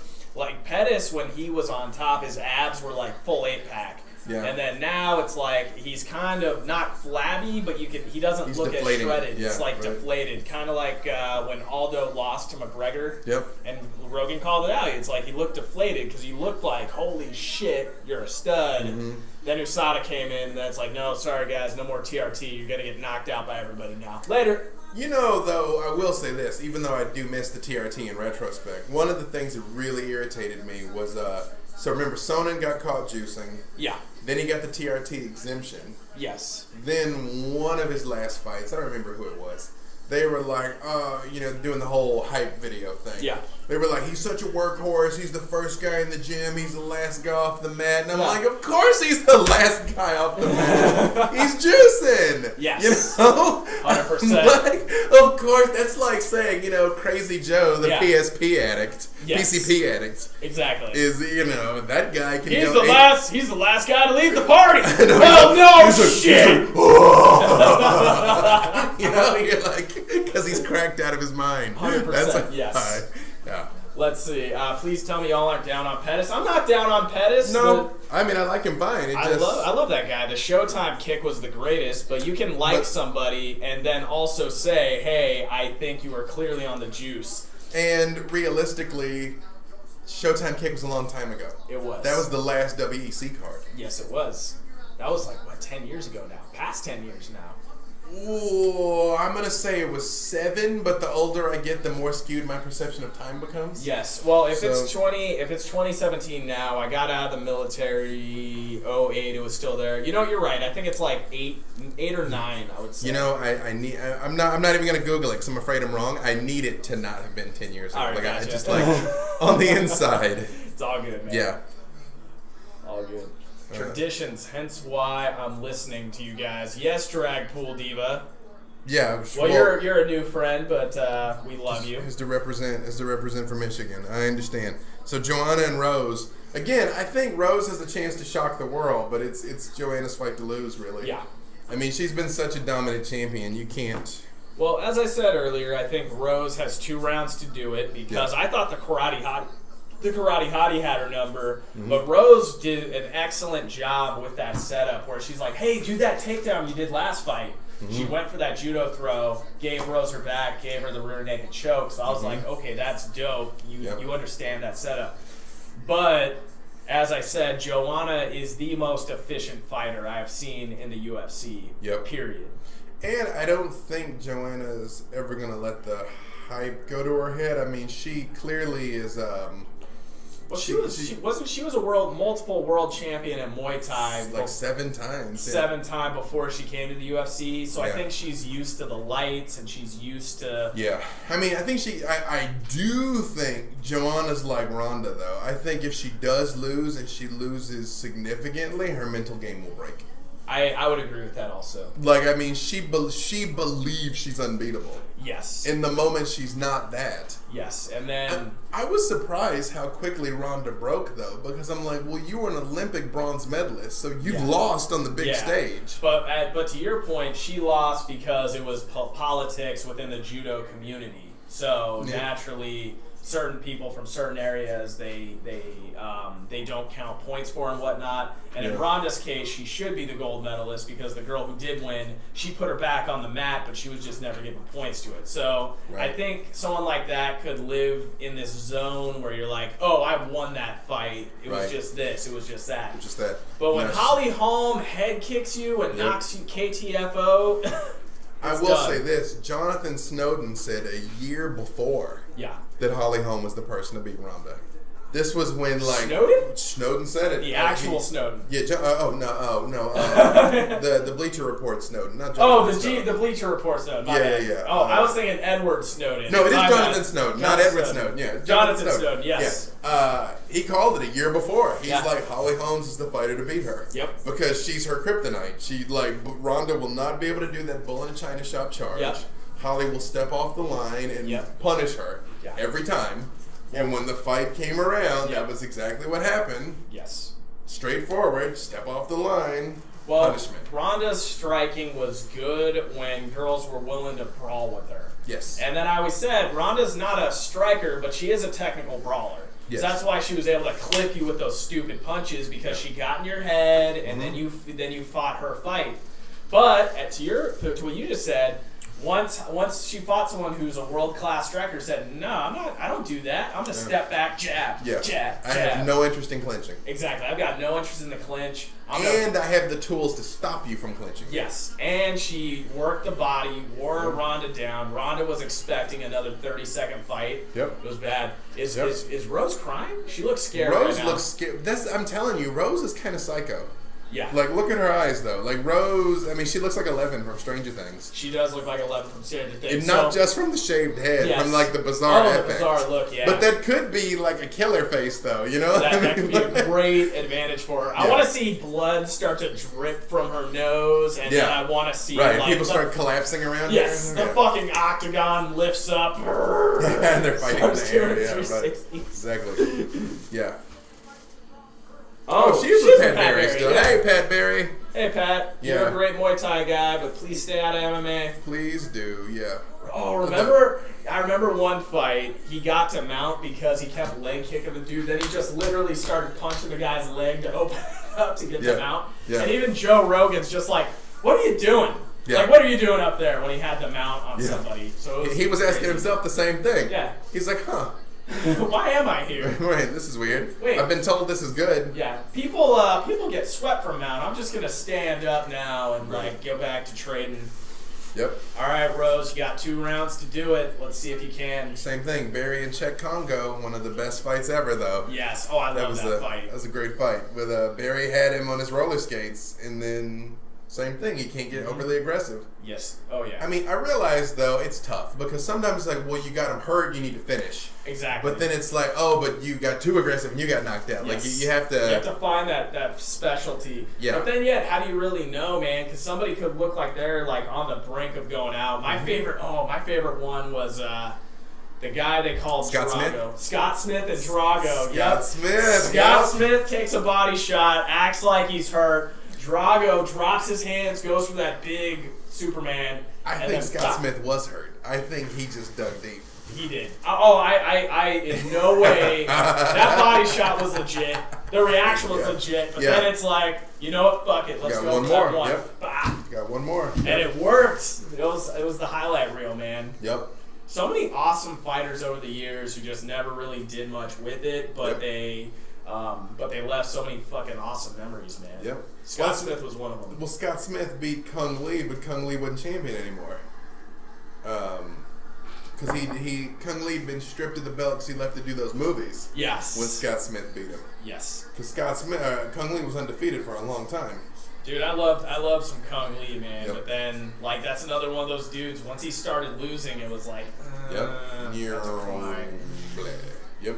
So I think it's almost good, like, because a guy like McGregor, he lost a few times before he made it to the big show. Yep. That's why when Nate beat him, it was like, hey, I felt this before. Yep. It's just business. But for Ronda, it's like the hype got to her. She believed her own hype, and then she left. And then Ronda absolutely believed her own hype. Yes. Which honestly you can't. You gotta man Brown again. This nurse kid. Remember this nurse guy? Like when it was the same season of The Ultimate Fighter, GSP Koscheck, and then Koscheck got into a fight with this guy. The cut man. Yeah, you're right. Koscheck did get in that fight. Wow, same thing. Koscheck. Only time is undefeated. I loved watching Koscheck lose. Yep. When GSP broke his orbital bone, I was like, oh my god, this is lovely. Yep. Thank you so much, GSP. Yep. But then yet, I mean, if Koscheck wasn't so much of an asshole and he wasn't a heel, no one would have cared about that fight. Oh, not at all. No, Koscheck talked his way into he talked his way into that fight with GSP. They're like, I'm gonna knock down GSP. How about that? And all that. Yeah. I'm like, hold on, man. Yes, you got through Diego Sanchez, but no, sir, you will not beat GSP. No. All right, Joanna's doing some kind of a prayer ritual. I don't know if that's a Muay Thai ritual before she gets. I mean, she should shoot the arrows. You know what I mean? Arrows, she's saying a little prayer. She is, doing her thing. Yep. It's almost scary, man, when you compete with people who have that kind of self-belief, like overly religious people, man. It's like, that's a tough one, man, because they literally think it's like, yeah, God wants me to beat you. I'm like, oh shit, well, what did I do to God? I thought we were cool. That was the thing about Bisping that weirded me out so much. When he beat Rockhold, he's like, Jesus wants me to win. And I'm like, you've been a heel for 15 years. Like, why are you talking about Jesus now? Exactly. You know, I'm like, That's when it kind of like, look, I grew up in Bible school. Sorry, folks, I'm sipping back on this wonderful coffee here, and the Sailor is coming out. But yeah, no, that almost makes me lose it for a fighter when they say something intelligent on the mic, and then all of a sudden they do the Benson Henderson where they're like, Jesus! I'm like, bro, you just kicked another man's head in for 25 minutes. Yeah. Can we leave? Can we leave him out of this one? Yeah, I don't know that Jesus had a dog in this fight. Yeah, exactly. I do think Amanda Nunes though. Nunes is probably gonna be champ for a while. Because Nunes fights like Chuck Liddell used to. Like Nunes is punching through people. Nunes punches through people. She's intelligent with her strikes. Brazilian Jiu-Jitsu black belt. I wholeheartedly agree with you on that one. And then the last Valenčenko, that was the only female I thought who could beat her. Yeah. And now with her out of the mix, she's on this Joanna level, man, where I think no one's going to beat Joanna for 3 years. Rose is the 400 underdog. Ooh, this could be a great moment in gambling. I mean, hey, it could be, but like her affect is weird though. Like Rose is strange. Yeah. She's just strange. Like, I remember, she's right when she broke on the scene, she's an Ultimate Fighter, was she not? Was Rose? I don't know if she was, but there's been a lot of seasons, and I blanked out a few of them. I feel like she was, and she was supposed to be the next big thing. Yep. And she lost, and that was when she shaved her head and everything. Yes. And I think that was her Britney Spears thing, you know? That was her... Oh, yes, Rose was on The Ultimate Fighter. What season Maris was? Oh, no, I can't tell you what season. That's why I'm asking Maris. She's got the internet. Well, she might have been on that one where Claudia Gadelha won the championship in the first place. Because Rose... Joanna took it from Claudia. Not Claudia Gadelha. They were Paige Van Zandt, right? No, not PVZ either. They were just showing her face. Damn. Same thing. I'm in the love mug too much. It's gonna come back to me. We're in the love mug, guys. Don't worry. I'm doing Igor. She's ferocious. They don't call her thug for nothing. Yes, Claudia won that round. Yeah. Joanna. No. I'm sorry, Joanna, but you're playing with a pit bull right here. No, she's not afraid of you. That's for sure. Like, she's trying to get into Rose's head, and Rose is like, nope, I'm a sociopath. That doesn't work. Yeah, right. She's like, I've given up the world of men. She's like, I've given up. Okay. All right, Rose, you're not a striker. Joanna's 14-0. Yeah, dude, Joanna hasn't lost, man. Carla Esparza. That's what I was thinking, Carla Esparza. Joanna took the belt from Carla Esparza. Yes. Right. And that was when Carla Esparza, she was like going to be the next huge thing. And then she's the inaugural champ. Yeah, and then freaking Joanna's like, nope. Hit by a skinny little Polish freight train. Oh, God. It's weird. I would almost want to throw hands with somebody like Joanna because it's like I've got you by 150 pounds. Yeah. And yet I still would like want to feel your relative power. You know what I mean? I think... Well, to me, those kicks would hurt. The leg kick's a leg kick. Leg kick is a leg kick. Yeah. I think for you, I think what happened, bro, is like maybe the first 4 you could shake off, but then after the 10th one, you'd be like, wait a minute. Yeah. It's like a little baseball bat. It's just like, yeah. Stop. You know, it's the equivalent. Stop. You know when like you're at a family event, a 6-year-old keeps hitting you with like one of those little mini like bats just to mess with you, and then after a while it starts to annoy you, and you're like, what the hell? You're like, stop playing. Yeah. Anytime in your life you've had to say stop playing. Yep. Rose is trying to stand with it though. I mean, Rose doesn't seem like she's afraid. But the thing is, once Joanna figures you out, that's the problem. It's true. It's like they say that about Mayweather. They say like the first 2 or 3 rounds, they literally say like he's downloading you. Yeah. You know, they're it's like the first 60 seconds with Anderson Silva. What he used to do is he would just dance around. Oh. Yep. Joanna lands a big combo, first significant one of the fight. Yep. But they're both in the center. No one's backing down. Yeah, it's true. I mean, Rose does not look afraid. But that's the thing. Rose doesn't look like anything. Rose is like a Terminator. Yeah. Like her face is just blank. You know when they push her up on the UFC and she just goes...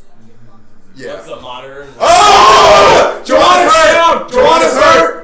Big right hand by Rose. Joanna's trying to pull guard, but Joanna is hurt. Joanna is hurt. Rose is passing said guard. Rose. Rose is trying to get side control. Up against the cage. Joanna's back to her feet, though. Joanna's up against the cage. Joanna's back to her feet, but against the cage.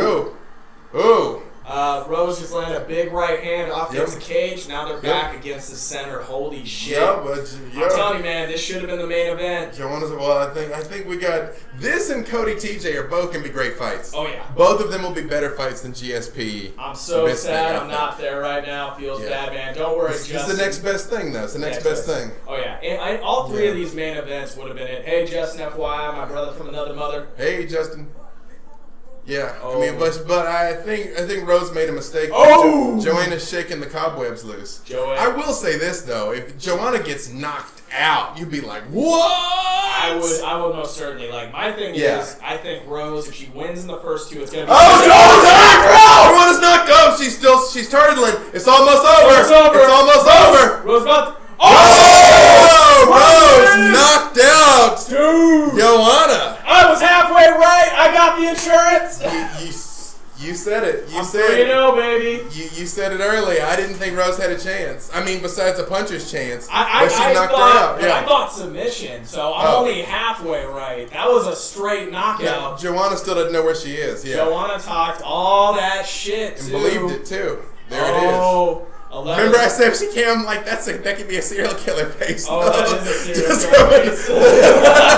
I'm coming to end someone's life right now, yeah. Oh, here come the tears from Joanna. Yeah, well, you shouldn't have talked all that shit. Well, she's been right 14 times. She has been right 14 times, but you're in there with 11. What if 11 that is true. She's like, the single blood. Yeah. I'm waiting for that. Here's the knockout again. This is the first knockdown. Ooh! Left hook scored the first knockdown. Yeah. That's the finish. That's the finish. She was that finishing against hook. the side. She was on Bang! Yeah, and then let's follow up right hook, right hand, put her down. Left hook. Look at her head. Went dropped to her face. Does the head. Right hand. Bam! And then turtled up and just smashed. No, she's out. She's over. It's over. That's what I was told by people. Her nickname is Thug. I wouldn't mess with that. Yay. I mean, you called it. Hey, to be the man or woman, you gotta beat the man or woman. And she did. She did. At her own game, no less. Oh, and a striking. I thought it was going to be takedown guillotine. Yep. Or takedown rear naked. I had no idea it would be this way. Holy shit. Remember, at least I'm glad she didn't get all bloodied up. That's one thing I really don't. When the girls get super bloody. Yeah. Like, like Jessica Penne, her nose always bleeds. Oh, yeah. I'm like, ugh. I don't like seeing that. Oh, yep, Joanna's crying in the corner. Oh, she's getting it together, though. She is. Yeah. Are we going to see a smile? We might see a smile from Rose. I mean, if she can't smile now, when can you smile? But it's still the adrenaline dump is happening right now. Now she's giving you a mean face right now. But you earned it. You earned that mean face, girl. You earned that mean face. I mean, Rose, hey. with all the shit, because Joanna, when she got in her face even before the weigh-in. Mm-hmm. And you know what? When someone does that shit and loses, you know what my response is? Good. Yeah. Good. Well, she talked all that greasiness to Claudia too, and then afterwards she was like, "It's just fight hype," and Claudia was like, "No, we'll never be friends." Mm-hmm. I think this was a head game that went wrong because you can't get in Rose's head. No, she's literally psycho. Yeah. Damn, dude. Well, right now I'm 3-0. 3-0. I called it 2-1. Yep. But dude, her striking didn't even look good. Joanna, nothing looked good about Joanna. I wouldn't be surprised if Joanna wins one fight and gets a rematch. She will. She's too dominant too long. She does have to win. There's the tears. Tears from Rose. Tears from Rose. She is human. Yep, she is human. 11 just won, ladies and gentlemen. 11 just won. Pat Barry's so happy. That's the closest he's ever going to get to UFC gold. Yes, it is. Aw, poor Pat. I love Pat, though, man. I like Pat. He was always exciting. He brought it. Always you exciting. knew he was never going to be... Wait, I do want to hear what Rose is going to say to Joe here. Let's see. Let's hear what Rose says. We'll turn it up. Yep. Round 1, 303 knockout. 303, baby. Sound like butter. Oh, she's from the South, too. She's not even touched. Dude, Joanna didn't get a punch. The scorecard says 0-0. It didn't make it out the first round. It didn't make it out the first round. Didn't make it out the first round. Clearly, it was a 10-8 round. It was a 10-8. It might have been the world's first 10-7 round. 10-7, yes. I don't know, man. We're listening in, folks. Just be a good person, that's it. You know what, Rose? You made a fan tonight. I love you, buddy. She made a lot of fans. I love you, Rose. I just logged online. Yep. She's still all amped up. I would be too, man. Oh, of course. A lot of feels. It's like you just beat the most dominant female of all time who said she was going to retire. Now, does Joanna come back like Connor, or does she go down? Joanna comes back. If she loses again, she's done. It's over. Okay. Ooh, because I think she lost by a knockout, though, but I think she can hype herself to like prove it was a fluke. Exactly. And then if it's confirmed, ooh yeah. It's out. But this for me, what that also does to anybody who fights, it's kind of a Fedor game. Because when Fedor was unbeatable, it's like, what am I going to do? It like fucked with your head. But when you see someone like that lose, it's like... They're human, They're human now. She's 8-3 in MMA. 8-3 in MMA. Hey. She had that humility, man. She got humbled early in her career. She came back, and now she's the champ. So good job, Rose. I feel like that's better for you. I mean, the dream is always to retire undefeated. Of course. You want that Floyd Mayweather. Yeah, but I feel like it's better for you. If you win a couple, and then you lose a couple. Yeah. so you understand, your place in the world. So where do you exactly? Do you want to lose when you're on top of the world your first time, and that's when you first feel it? So it's like, damn, I lost the belt, and I've never felt this before. So that's got to feel twice as bad. I feel like the pressure compounds. I feel like GSP's trajectory was about right. Yeah. Where you were like, everybody says I'm the next big thing. Matt Hughes stops me. I come back up, I beat Matt Hughes, Matt Serra stops me. Yes. I come back up, and it's just, sky's the limit. Yeah, right. Until maybe the alien come back. The alien come back for the end of the world. Mike Bisping might make the alien come back. Yeah, I am not impressed by the alien performance. I am not I'm not impressed by your performance. I'm just saying, if I'm an alien abducting people, GSP would be high on the list. He would be. You're like, I want those genes. I would say GSP, Rockhold. Yeah. If you want the real specimen, Silva, Brock Lesnar, clearly. Yeah, well, but if you can breed out that diverticulitis. Oh yeah. But I think he brought that upon himself of 20 years of zero vegetables. 20 years of zero vegetables. Yes. I would agree with that. Oh, what the heck happened here? What happened? The image flipped. Flipped. Yeah. Oh, weird. I can turn this around. Wing transform. Flip horizontal. Boom! There you go. I fixed it. I'll bring Daily Show. Wait, Maris Lynn, what information did he give that was wrong besides the backwards Garbrandt Dillashaw? Oh, she's from apparently she's from Rose is from Colorado. Well, but she just said like it don't mean nothing. Like I'm from Arkansas. Yeah. She said that like a Southerner. Yes. She might have rebelled slightly wrong. So she might be mildly concussed. Yes. So I'm from Idaho, right? So it's the Pac Northwest, and it's not the Southern, but we call it Pac Northwest white trash when somebody has a little talk to them. Right. So usually I can distinguish the two, but maybe Rose tricked me. Maybe. Oh, I remember that fight. Yeah, Sean Shirk and BJ Penn. Please, BJ, please don't come back. No, please don't come back.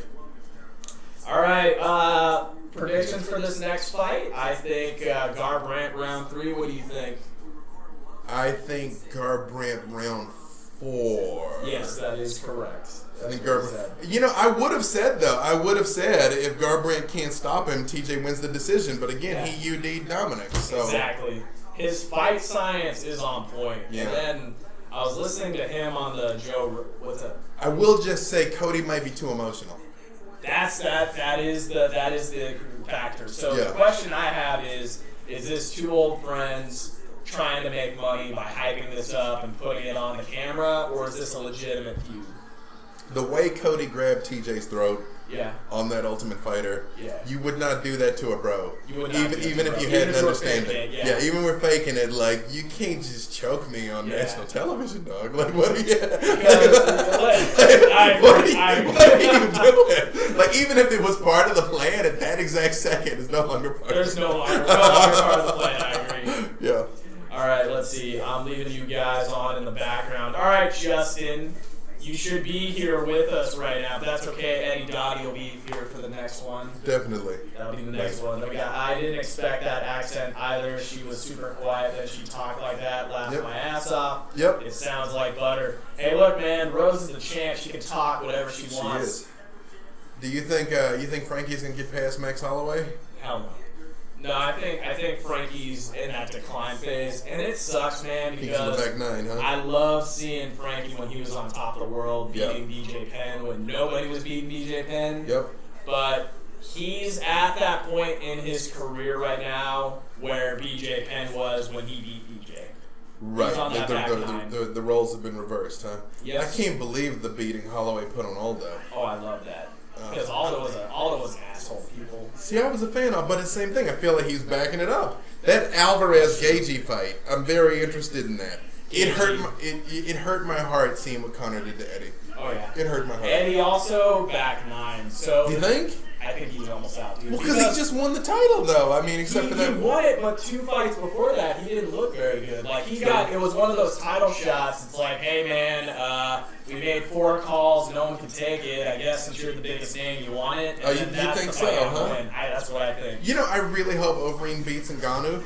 Because I want Overeem to become UFC champion so he can be the most decorated heavyweight of all time. Because he's done everything else. He has done everything else. But UFC... Stipe's beat him him once, or Stipe's beat him twice? Stipe's beat him once. Once, yeah. Yeah. He basically shocked Stipe, then Stipe's got that shit. Hey, Angela Hill's on the card. Hey, Angela Hill. Angela Hill is going to be on the card. Friend of the show. Friend of the show. Yeah, that's the problem though. I don't know.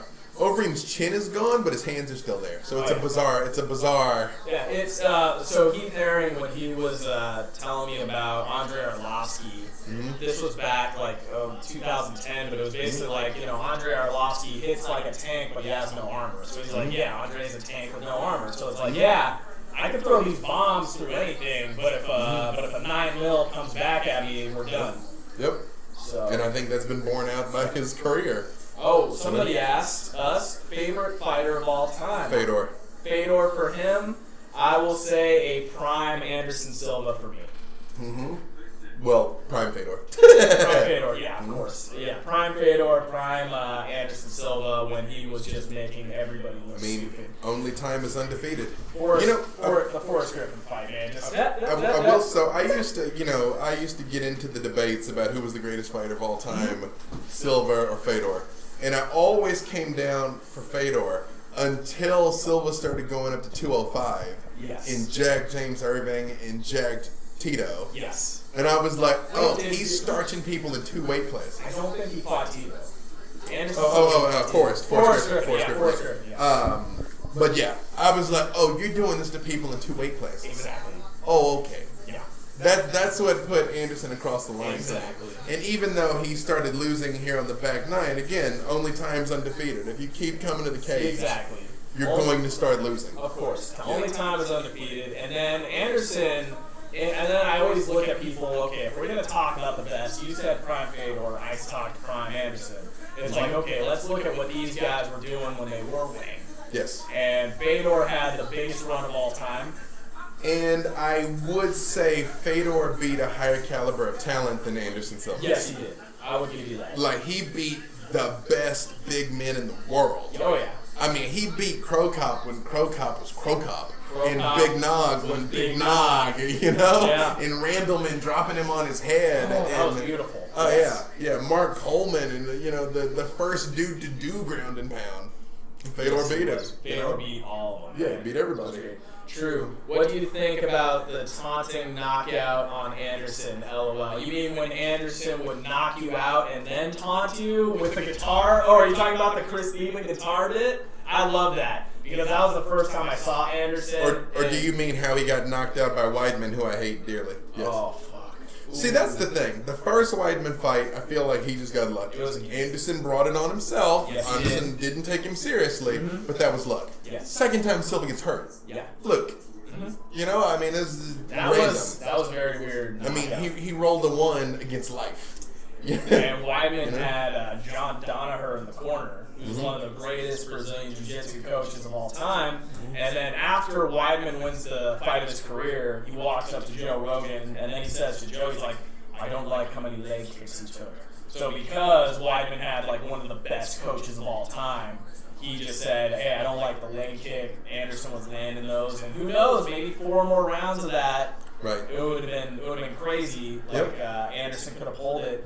But yeah, man, the second one, I wouldn't call that a fluke, man. That was a good check on a kick, on a telegraph kick. But the fact that it broke his leg. Oh, yeah. You know what I mean? That's what I mean was the fluke. I mean, the fact that he checked it, that was technique. That was technique. But the fact that he broke his leg, I mean. That could happen to any. That was the only time I saw that happen in the UFC. Yeah. I saw it, my wrestling coach in high school, he actually broke a guy's foot like that with his head. So the guy was throwing the head, and instead of taking it here, he put it right on the hard spot. Boom! The guy's foot looked like rubber. Yeah. Started punching him. But yeah. I mean, and he was talking about the taunting knockout on Weidman. Here's the thing, man. If I toy around in the cage and I get knocked out, I still got knocked out. I will say this though, Silva got to the point that I thought he was doing too much. Yeah. When he did that to Stephan Bonner, I'm like, Stephan Bonner took this fight on short notice, man. Yeah. You know what I mean? I'm like, you don't have to embarrass this dude. Exactly. Because it'd be different if Bonner had been talking shit for a year and a half. Well, and then Bonner was just like, I'm coming back. I was retired. And he actually sounded like the nice guy. And then also, if you looked at the pre-fight stuff, he's sitting at this coffee shop, and this is Stephen Bonner with Forrest Griffin. He's like, all right, so what am I going to do here? Well, don't try the stand-up game, trust me. Yeah. But all fights start standing. And it was almost like saying, like, hey, guys, I know I'm going to lose, but you guys want to see Anderson fight, so let's fight. Yeah. I love the actual hate that Garbrandt and Dillashaw have. It's a true rivalry. Yeah, they really don't like each other. Like, Dana White, T. Ortiz was bullshit. We all know it was bullshit. This one, I agree with you, is real. And I will say, TJ's legs, though. TJ's got a lot of quad definition coming into this. Yes, he does. But when he takes his shirt off, you're going to notice he's got, like, deflated pecs, and his abs aren't, like, on point like they usually are. Yeah. I mean, this is like the battle of the camps. Like, they both want this so bad. And they want a Dwayne, Ludwig, and all that. Like, this is like legacy fight between camps. On the real, on full reality here. Mm-hmm. If TJ wins, he actually has a snake on him now. That's his logo, is the snake Dillashaw. Nice. Okay, sorry. Yeah, go ahead. If TJ wins, how many people defect from Alpha Male and go with Dwayne? Because Garbrandt's the guy. I don't think they defect, because I think if they were going to defect, they would have defected when TJ beat Dominic. Very true. Or when Cody beat Dominic. No, when TJ... No, TJ didn't beat Dominic. When TJ beat Barao. Yeah. But when TJ became champion. Yeah, that's like, I left the camp and I beat the dude that beat you.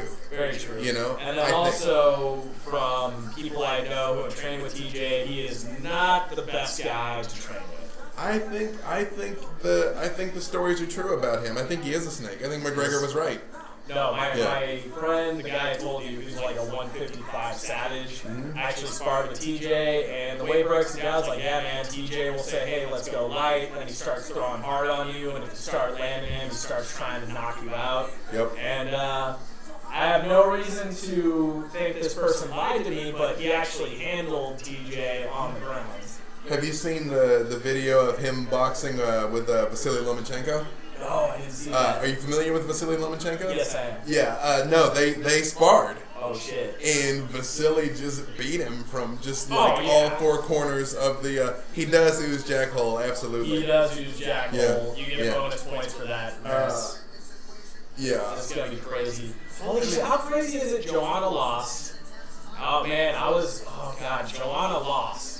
Joanna got knocked out. Joanna got knocked out, not just lost, got knocked out. Now anything can happen. Now I'm like, I don't even know what to think of the next fight, man. I mean, you're right. I'm just hoping it's a good one. Yeah, just definitely good ones. See, because now if you notice, his abs aren't like where they typically are, and then he's got some move action going on. True. Yeah, I think if anything is going to lose this fight, it's because Cody might have gotten too emotional. But for the most part, TJ's not a power puncher. He knocked out Barao, but something's wrong with Barao. Well, Barao at that time, he was killing himself to make 35. Yeah. 40. He's back at 45, and he looks decent again. Yeah. It's ultra weird, man. How like guys come and who is like come and gone. Like, yeah, this guy's a savage. I mean. The only reason TJ was the champ is because Cruz was out for that long period of time. Oh, yeah, absolutely. If Cruz was still in there, he would probably still be at Alpha Male right now. Yeah, I would be inclined to agree with that. And just TJ's version of events doesn't add up. Of him like, I just wanted to train with Dwayne also, and you said I couldn't come back. It's like, nah, that's not what you said. I don't think so, man. I don't think so. Because that's the thing. Enough people have come out with spotty stories about TJ that if the counterpoint were true, someone would have said something. Exactly. And the structure of Alpha Male is actually smart because all the guys they give a portion of their purses, but they live in these nice houses. Their training is covered. It's a very smart way to run a business. So kudos to you, Uriah Faber. Absolutely. So it's like, okay, so TJ, you're a dangerous guy to spar with. Yep. And you basically want to train with us, get the benefits of training us without paying the same dues that everybody else is. Yeah. And you risk hurting everybody, and they're not your teammates. Yeah. Oh, Cody looks confused, somebody said. Or focused, they said. Oh, yeah, focus, yeah. Yeah, guys. He always looks like that, though, yeah. He does. I mean, hey, if the nerves didn't get to him against Dominic Cruz, a dude who had cleared out his camp. He looks like a fucking pit bull right now. Oh, yeah, he looks like he's ready to fight. He's so weird though because he's another pretty boy, but then he's all inked up. Like he couldn't have a day job if he wanted to. He could not have a day job if he wanted to. And then anytime he puts on a suit, it never looks right because of the neck tattoo. Right. And it's like one of those dudes. It's like, dude, why'd you get your neck tattooed, man? He's 11-0. Damn. Yeah. The neck tattoo. 9 knockouts, man. 9 knockouts. Yeah. That means only Dominic Cruz was able to stop him. Oh, of course, they let Hemsworth go out there with him because word is TJ's the one who ended Hemsworth's career.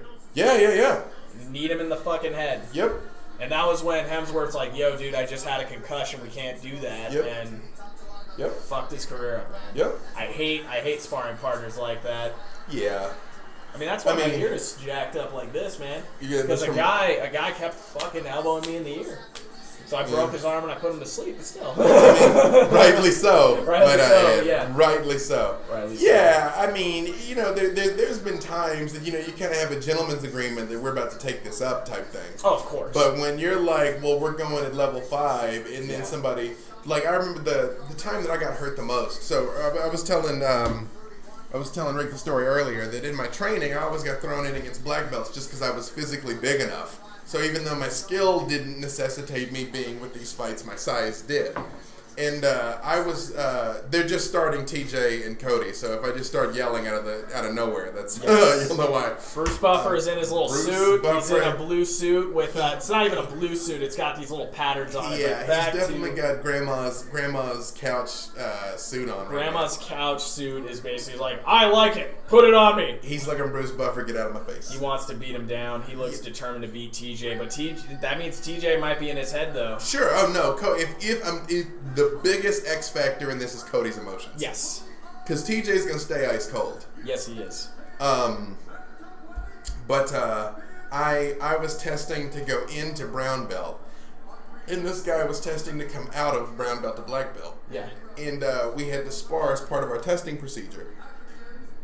Excuse me, sorry. And he was from another school, never met the dude. And so they were like, well, Dave, you get in there and spar with him. And I was kind of like, oh, all right, fine. Yeah, fine. And we get up, we touch gloves or whatever, and I will never forget this. He throws 2 punches, like, and I move both of them, and I hear them go past my head. Like, whoosh, whoosh. And I'm like, oh, it's like that, huh? Yeah. It's like, you're throwing hard, motherfucker. All right. Yeah. It's amazing how that happened. Yeah. So there is a guy, his name's J.J. Mortimer. He's the head trainer. TJ's the underdog. TJ 160 is the underdog. Yes, he is. Yeah, sorry, yes. No, like my buddy, J.J. Mortimer, he was the best man at my wedding.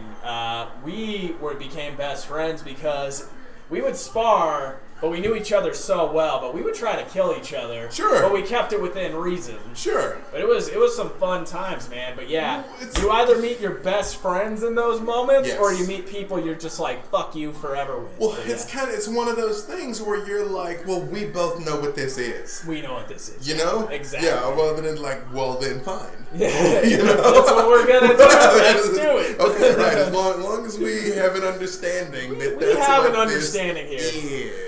Yes. I agree. Yeah, right. Yeah. Oh, he just did the whip. Yep. Oh, man, Yep, this is Cody's first title defense. Let's see. Against the person he hates in this world. I do think, and they're talking shit. I do think if Cody can get past TJ tonight, I think he's going to be champion for a while. I think so, too. Because he's got a very complete skill. I don't know what his ground game's like. I thought if Joanna got through, she would be champ for 3 years, which was true. Now I'm thinking maybe Rose gets that 3 years. Anytime anybody starts talking about, like, I'm going to win 10 fights and retire undefeated and stuff, it's like, you can never look past that next fight. You cannot look past that next fight.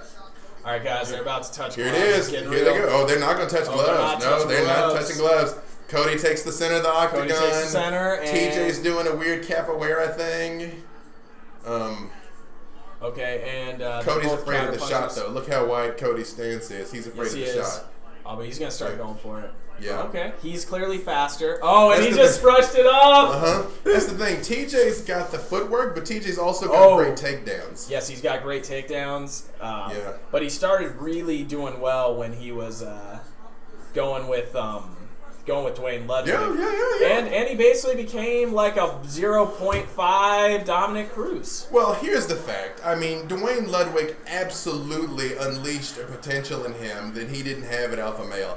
And I don't think anybody faults TJ for that. No, not at all. I think it's the story and the game playing and because if you just been like, look, man, I thought it was a better move for my career, and that's what it was. Yeah. No one would have faulted that. No one would have faulted it. It's just how he went about doing it. Yep. It was very snaky. Yep. If he would have just manned up and said, "Hey, look, dude," as you just said, yeah, I think this is better for my career. I'm gonna go there. If you guys are ever in Colorado, please come to the gym. Yep. Thank you for everything. Yep. You know, we're gonna go do this other thing. Oh. And because I mean, GSP trained with multiple camps his whole time. Greg Jackson, Faraz Sahabi. Yep. Some other dude was his wrestling coach. I mean, he had. Yep. Oh yeah, he was training with the Russian wrestling team. Like GSP for a while, like. One camp, it was like we did. Faraz Sahabi was like we did powerlifting, and then another thing we did gymnastics, and he would change his strength and conditioning program. Yep. But when you're the greatest athlete of all time, you can do that. You can. You know, you can. So far, TJ's moving way more confident than Cody is. Cody does not look like the same guy who fought Dominic. That's for sure. Cody's looking for the one-punch knockout. He does not want to get taken down, and he wants to throw one big hand and knock him out. Yeah. Ooh. That's what Cody's looking for. And then TJ, if he keeps playing that way, then TJ is just going to score points and take his belt. Yep. TJ definitely looks looser though, for sure. TJ looks looser. TJ looks looser, and who's that? Is that Herb Dean? It's a big belly on Herb Dean. If that's him. That is not Herb Dean. That's a bald guy with the goatee. I forget his name. Oh, I don't know that I know that guy. I just see a torso walking back there. You know, Herb Dean was a pro. He was a pro. He was yeah, that's the bad guy that gave away that Kimbo decision. Yes. Cody just bursted on him. Cody, bro, but the TJ swinging though. TJ is swinging back, but but definitely that's the most he went you don't want to grapple. Yeah, you don't want to grapple with him, Cody. I have no idea what Cody's ground game is like. I think certain, he's a brawl. Certain it's good, but it's not TJ. Yeah. TJ was college level. Yeah. College level wrestler. Oh, but his striking is definitely better than TJ's. Damn. So far, I would say because TJ landed nothing of note, I would have to edge this one to Garbrandt right now. Yeah. Because of that big flurry, because he's landed the most damage. So far, yeah. Oh! Yeah, that's true. Cody's launching more flurries, but TJ is defending well, though. He's defending, but he's punching through those little openings. Oh, there we go. Yeah. TJ is landing and moving. He's starting to find his timing and his confidence. Yep. It's bothering me that his name's not coming to me, that ref. Yeah, because there's this one ref. He's got that long-ass mustache, but that... Yeah, the dude who he does the rattlesnake thing? Yes. Yeah. Are you talking about the Steve? dude? No, not Mazzagatti. No. Oh, if you go to SureDog, it'll actually show you who the ref is on this fight. Oh, will it? No. Hey guys in the chat. Dan Mergliata. Dan Mergliata. Yes. But he's like super tan. I thought he was Herb Dean back there. Yeah, and then there's the rattlesnake dude. He always looks like a Lord of the Rings character to me. All right, that's what I like about Cody. Sometimes he'll go like fundamental boxing and he throws out that jab. I do enjoy that. Maris, you're absolutely right. GSP was not a snake in the grass. I mean, again, nobody was offended with him training with Freddie Roach because he wasn't denying it. Exactly. And lying about it. Because his whole thing was, look, I want to be the best. I'm going to go to the best striking coach. And then Faraz Sahabi was just the guy who put it together. Yep. And he was like, yeah, man, go do gymnastics. Yep. Go train with Freddie Roach. That's a nice jab. Cody just snapped his head back with a jab. Oh, yes, he did. Although TJ's the one pressing forward now. Ooh. Cody just took a big liver kick. Oh, and he took a spinning back fist there, too. He did. Oh, TJ's trying to steal the round, but so far I've got 10-9 Garbrandt. I gotta say 10-9 Garbrandt also. Although TJ is being the aggressor now. TJ's being the aggressor. Oh, knockdown! Whoa, it's after the bell, Whoa. Cody got up. I mean, TJ got up wobbly. TJ off. Oh, that's not a 10-8, but that's a definitive 10-9. Yeah, TJ got up wobbly. No, if there was 20 more seconds, Cody was about to win just then. Oh, yes, he was. Yeah. All right, so. Yeah, here it comes. Shablamo! Oh, that was a right hand, right on the chin. That was a right hand on the chin. Right on the chin. He was literally saved by the bell.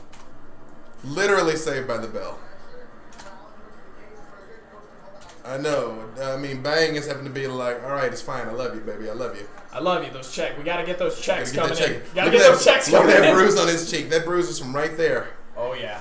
Yeah, this is a much-needed minute right now. Oh, man. Now, He could get cocky, but I think it's round. We might both be wrong. I said 3, you said 4. It could be over now. It's true. Then yet these guys are the 35ers, so TJ could recover. Sure. Well, Cody needs to be careful. Yes, he does. Yeah. Don't assume he's still got his bell rung. Well, that's the thing. Since TJ has TJ has taken people down since then. Oh, and he's talking shit to him. He's talking man trash to him. Cody's just saying. Cody's definitely talking fight. trash. This is a revenge fight. This is absolutely. I think for TJ it's business, and for Cody he's fighting for the team. Yep. He is. I think TJ doesn't really care either way. It's like I'm just trying to be champ. Cody is about to get the KO. I think he'll get it in this round, or he's going to get it in the third. It's just going to be whether he can keep his confidence. And Cody's starting the showboat. He's trashing Cody's starting the showboat. Cody is dancing on him, and then don't do that yet. Not against this guy. No, yeah, it's not over yet. And then TJ is throwing wild. You will really know TJ's in trouble when he starts getting desperate for the shot. Yep.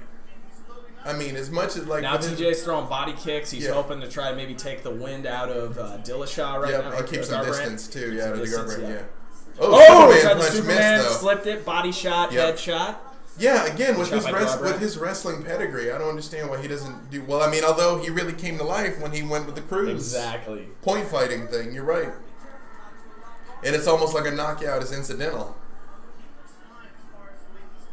Like, he has taken people down, but it's not his main thing. Oh, he's going for the shot. TJ went for the shot. Got thrown off. Cody shucked it. That's the thing. He does train with Uriah. Look at how into it that woman over there is. There's a woman at cage side with like very short, spiky blonde hair, which is like super into this fight. Oh, she's into it. I'm fucking super into this fight right now, man. Oh! Cody just took a big head kick. Cody took a big head kick. Yep. Oh, and it knocked him down. But he's up. Dillashaw stole the round so far. Yep. It's pointing towards Dillashaw. Yep. Dillashaw, damn. Yep, trying to turn it on. Yeah, that's the thing. Cody does train with Uriah, though, so you know his takedown defense is going to be on point. It's going to be on point. Boom, Now Cody comes back with a big hard left and right. Cody throwing big combos. Yep. See, it's almost like Cody is now like, I'm going to absorb the leg kick so I can launch the combo. Yep. Oh, now TJ's kind of telegraphing those kicks. Yeah, he went with like some crazy capoeira wheel kick thing. This is not going to work at this level.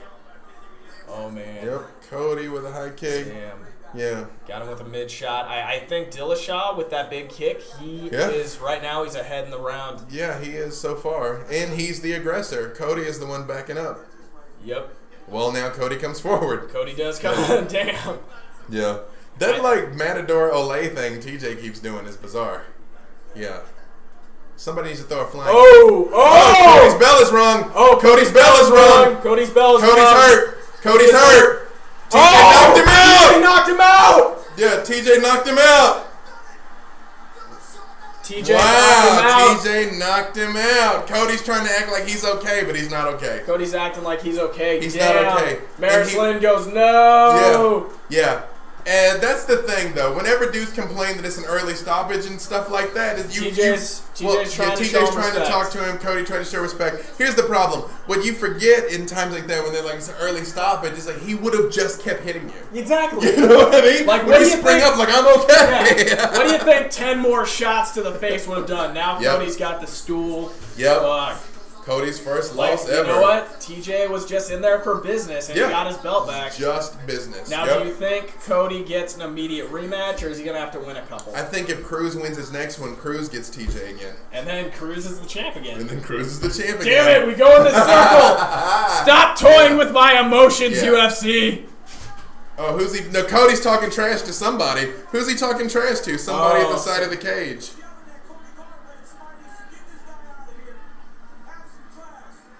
Oh, DC, you stop. Oh, DC. Nobody cares about you trying to be the face, DC. I mean, he shook TJ's hand. He showed TJ respect. That's all Cody needs to do. Exactly. I mean, Cody's not in there crying like you did when you got knocked out. Oh, dude. Oh. Yeah, I said it. You did say it. But then it turns out that John Jones was fucking loaded up on steroids. Boom. Head kick. Yeah, head kick put Cody on his backside. He fought with too much emotion, man. He did. That was my. But what did I say at the beginning? That was the only it factor. Yep. So now we know. Yes, the feud was real. Oh, the feud was absolutely for Cody. For Cody, it was real. Oh wait, where'd he get it? Boom! It's a right hook. Yep. Cody. Well, here's the thing, Maris. Cody's 25. Oh, he'll be fine. He'll be fine. This was a tactical blunder. Oh, look at that mount. Oh, God. No, that was shin. No, that was like knee on belly, but that was more like knee on throat. Yeah, it's mission control. Yeah, for sure. Ooh. Yep. Oh, watch that. Because usually you put the knee on the belly. Yep. Now he's putting it on the. He was putting it on the throat for a second. There. Well, yeah, and then he got that arm out of the way. Cody was just gonna. No, yeah, he was gonna keep hitting him till his arm came out of the socket. No, it's gonna be between. It's gonna be between the two of them and Dominic Cruz. Yep. He's just screaming what in his face. Yeah. Lucky Cody didn't swing at him again. Oh man. Get thrown out of the UFC like Paul Daly did. Oh God. Well, Paul Daly. Well, that's one thing. Someone's in your face, you hit him. Paul Daly straight up just walked up while Koscheck. Yeah. And then bop, hits him. When does Cruz get a piece of Dillashaw? Because this sucks hardcore. If Cruz wins his next one. Especially if he wins it dominantly, Cruz will get another shot at Dillashaw. Cruz is gonna get it, then Cody's gonna have to suffer for a while. That's unfortunate. It's a shallow division. If Cody knocks out another dude, he's right back in it. Yeah, I'm hoping this one doesn't fuck with him because this is his first loss. First loss and it's to a guy he really didn't like. Yes, exactly. Yeah. We're gonna see what he's made I'll of. Be Cruz's but Cody shook his hand. He got the hug. He said, "I'm happy for you."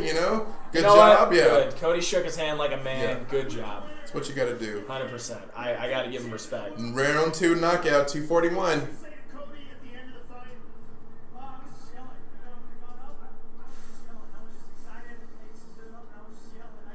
Most finishes in UFC bantamweight history, 7. 7. He's tied. He's tied with Renan Barão, Faber, and Eddie Wineland. Yes, Eddie Wineland. That's a name I haven't heard in a while. Eddie Wineland is watching this at a bar somewhere, like, oh. I'm still on there. Yeah. At least they're showing respect. Yeah, well, what are you going to do after that fight? Ehrlich? It's like, what? Sure. Well, because he knocked him down. He had him. If the 10 more seconds, Cody would have won in the first round. Yes, he would have. You never fucking know, man. That's why it's a fight. You never know in a fight. That's what I love about the UFC, because boxing, you know what's going to happen. Yeah, boxing, you know. You have no goddamn clue. Yeah, it's true. It's not over till it's over. Ooh. Yep. Like, it was showing the highlight reel, and TJ knocked him out with a big right hand. Yep, put him down. Went knee on belly, and then just hit that ground and pound. You're right, that is shin on neck, though. That was shin on neck, That's a new position. This shin on neck, yeah.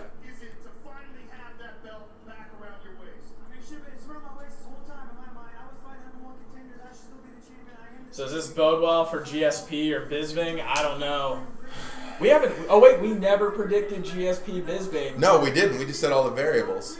Oh, shit. I'm going to go with GSP just because that would be the fairy tale ending. That would.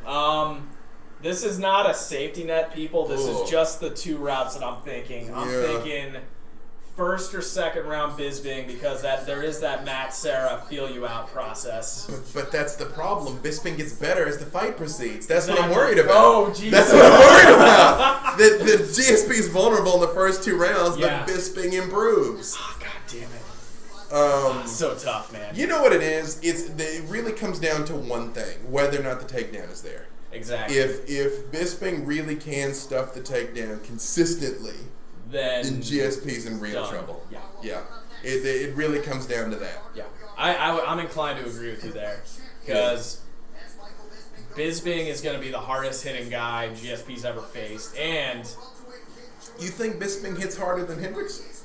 Yeah. Oh wait, right now, no. Wait, when GSP fought him, no, you're right. Hendricks at the point when GSP fought him hit harder than anybody we've ever seen. I'll give you that. But he will be the biggest guy GSP has ever fought. He will be the biggest guy. He will be the biggest. Chael Sonnen, even though I just got done saying that I'm not a fan of his, I still listen to some of the things he says as a technician. He says he's trained with both of those guys. And he beat Bisping.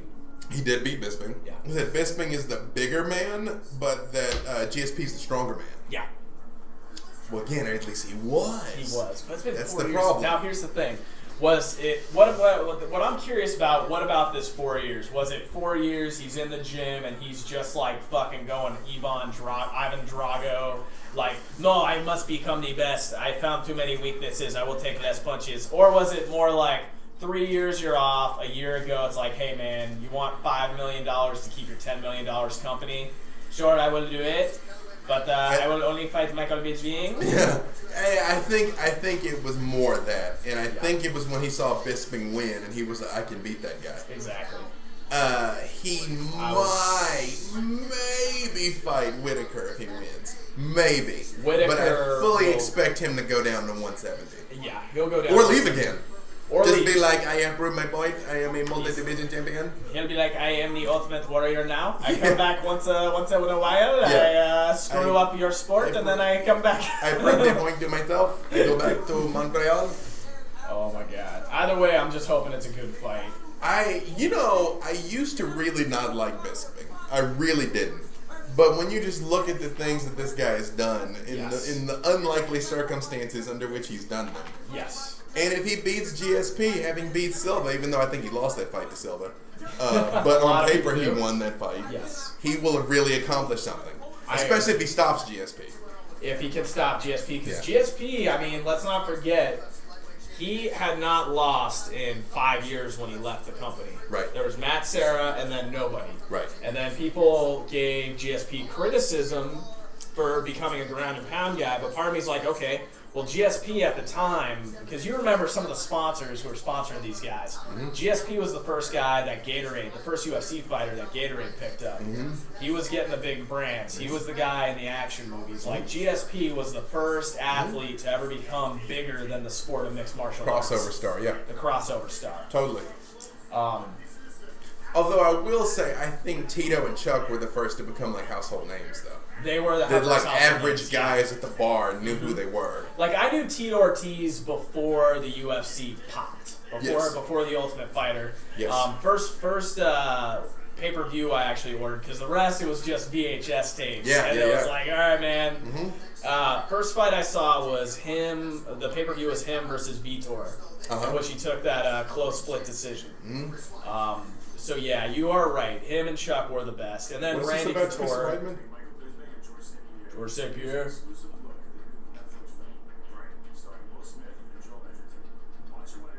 Come on, buddy. Why you could have memorized this. You could have memorized that. Well, I don't. You're giving Weidman too much credit, but basically, Weidman was just looking at the screen. Folks like, hey, Will Smith has a new movie. This new movie is gonna be great on Netflix. I am reading the teleprompter.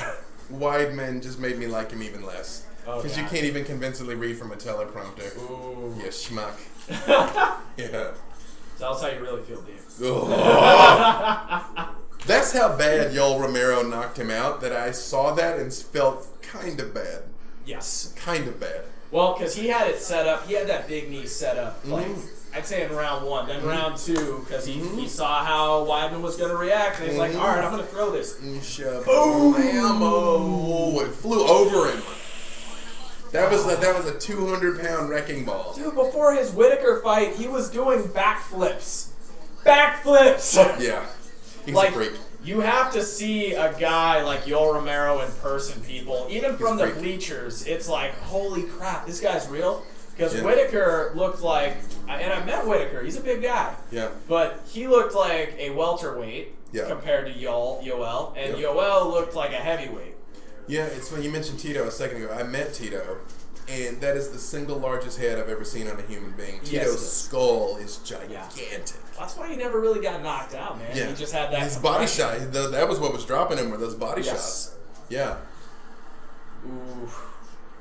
Yes. I mean, we're looking at those non-Reebok shirts when fighters used to be able to get paid with their brand and their naming. Oh, look how young Joe Rogan was, man. Everybody's so young and beautiful, yeah. Dude, that's crazy. I mean, well, dude, I really hope GSP wins just because I like GSP. I like him too, yeah. This really is hard to call though, because yes, Bisping has stayed active, but Bisping's taken more damage. Yes, he has. It's hard to say. And then GSP could have been going Ivan Drago, finding the new training techniques, and said, hey, maybe he's being real with us, and he just looks a little flat. I wouldn't even say flabby. I don't think he looks flabby. He's just 185. It's just 185. His abs just aren't going to pop as much, so he's not going to be at 4% body fat like he normally is. Right. Yeah, he still has abs. He still has cut, and See, all right, okay. So I'm still working this through because I still haven't officially given a prediction. Neither of us have. I mean, I'm going to say safety-wise for me, what you think about it. Bisping round 2 or GSP 5-round wrestle humping. I'm going to go with the Banya, and I'm going to tell you when I come back I'll have decided by then. He's thinking, folks. I have to step into the office. Oh my God! After he steps in the office, you're killing me.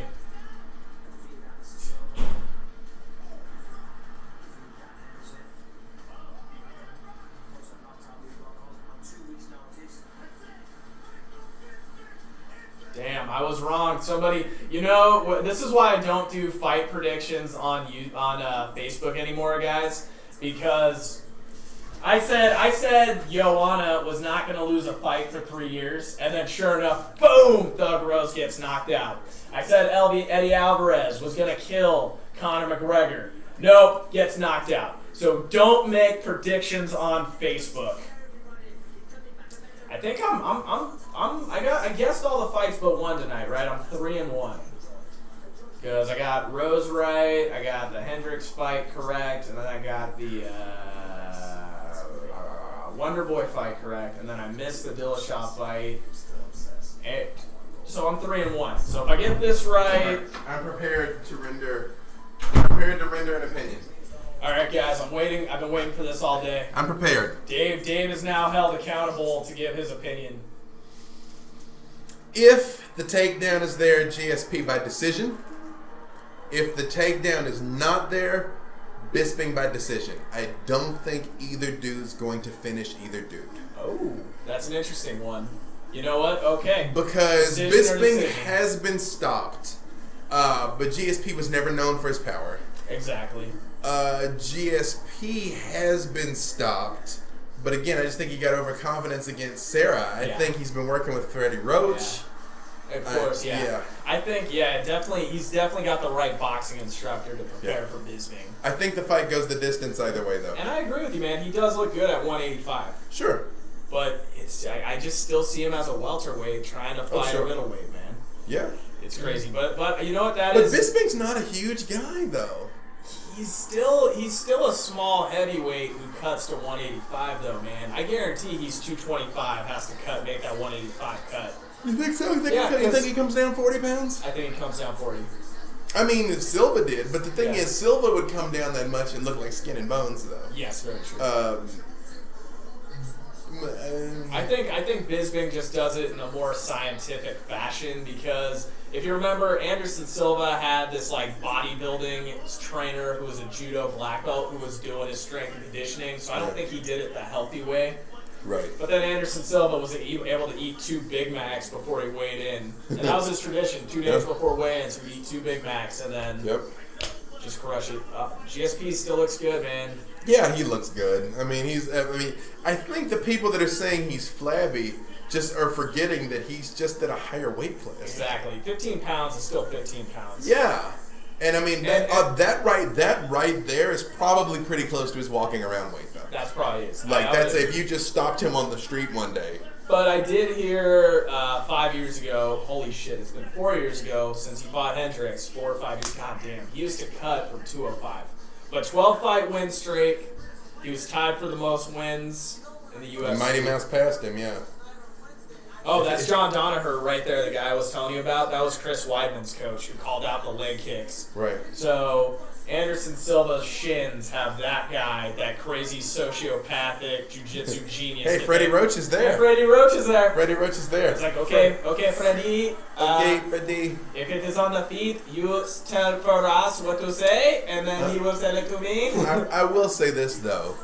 This really is the last fight of the old UFC we knew and loved, though. This is the last remnants. These two guys touching gloves tonight and making some money. You know, so in that, they both won. They did. And you know what the thing is? I will agree with that because Hendricks was the last remnants of that time. Yeah. This was clearly his last fight. Yeah. Then there's no one left. Dan Henderson's gone. He's gone, yeah. Like all the guys that we loved on The Ultimate Fighter, all of them except Diego Sanchez retired. Yeah, and Diego just should have. Rashad's on his way out. BJ Penn's done. I don't know if we're gonna see Rashad in the cage again.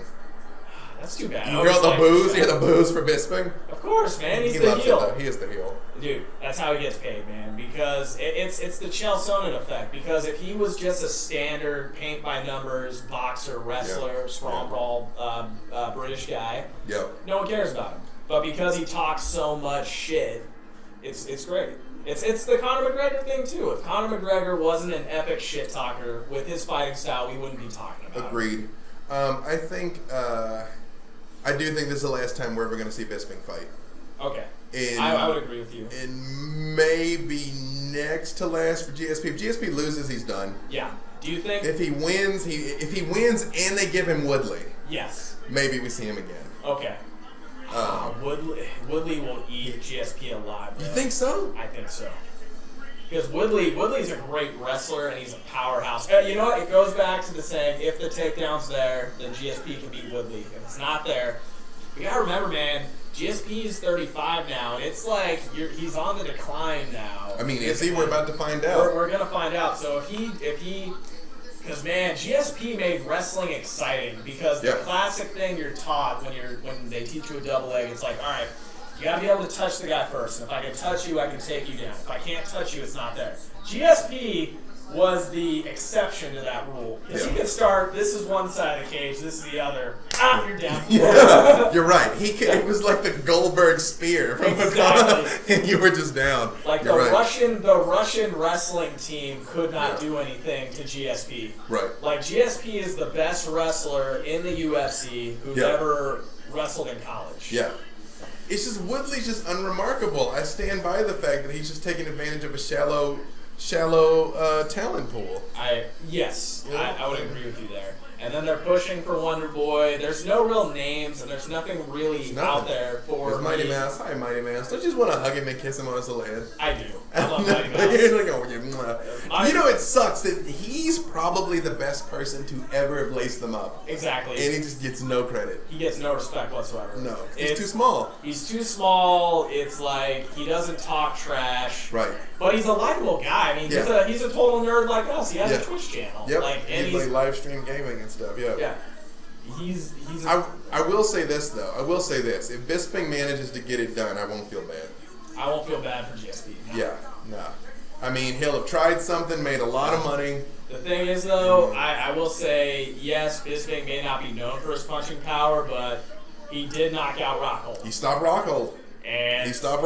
He did put Anderson on his butt once in that fight. I think maybe twice. Yeah. Once or twice. I think he stunned Hendo, too. And he stunned Hendo.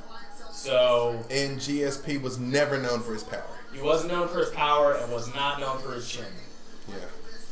It's tough, man. 38 and 36. 38 and 36. GSP has a half an inch reach advantage, though. That's interesting. Interesting. I wouldn't be surprised, though, if he works the jab on his bad eye a lot, though. Yeah. Honestly, he should work the jab on his good eye. Yeah. Dude, like, how crazy is that? He has to inject oil into his eye so he can see. Yeah. And he's still fighting. Yeah. Whereas most guys would have just called it. No, he's a tough bastard. Yeah. No, I'd pump the jab in the good eye. Pump the jab in the good eye. Yep. Bah, bah, bah. Yeah, he already can't see off this one. Throw it at this one. Yeah. Ooh. Because I think GSP was a southpaw, if I remember. GSP was. All right, now GSP's not moving like he was back when he was like in his heyday. So. Oh, he's got a lot of nerves, and unfortunately, nerves have been his undoing before. Yes, they have. Wait, there's the dude that always translates from Portuguese. He was there, the accountant guy. I don't know. I guess. So I needed to train harder for this fight. I hired Freddie Roach and a couple of aliens. Yeah. To help me. They they promised they take their transplant out the meat so I can focus now.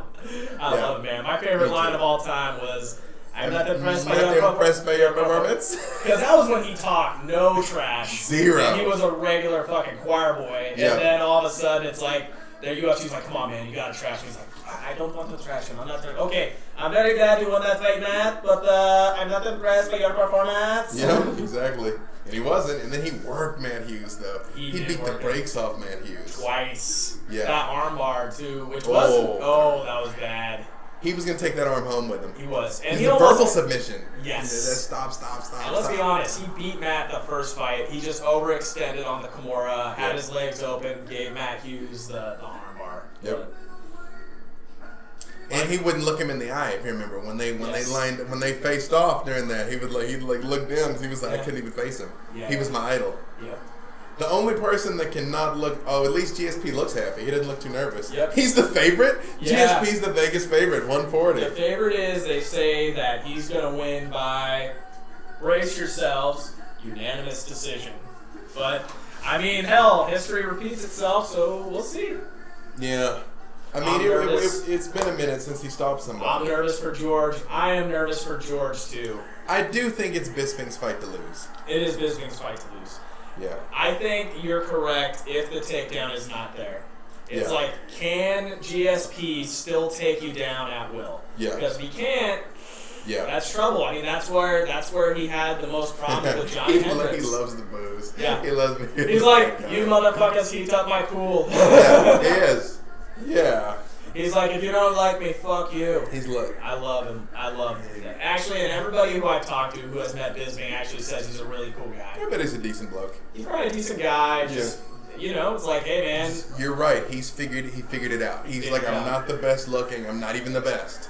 Yep. You know? But if people boo me, they want to see me lose. Years ago, I heard somebody was saying, like, I think after the first Cormier fight with Jones, or even leading up to it, they were like, Jones should just go full Floyd Mayweather. Yeah. Embrace it. Yeah. Be the douchebag. I agree with that. Yeah. But then people loved him. It was like the Rock effect. Even remember the Rock, he tried to be a heel, but people still loved him. It's like, it doesn't matter.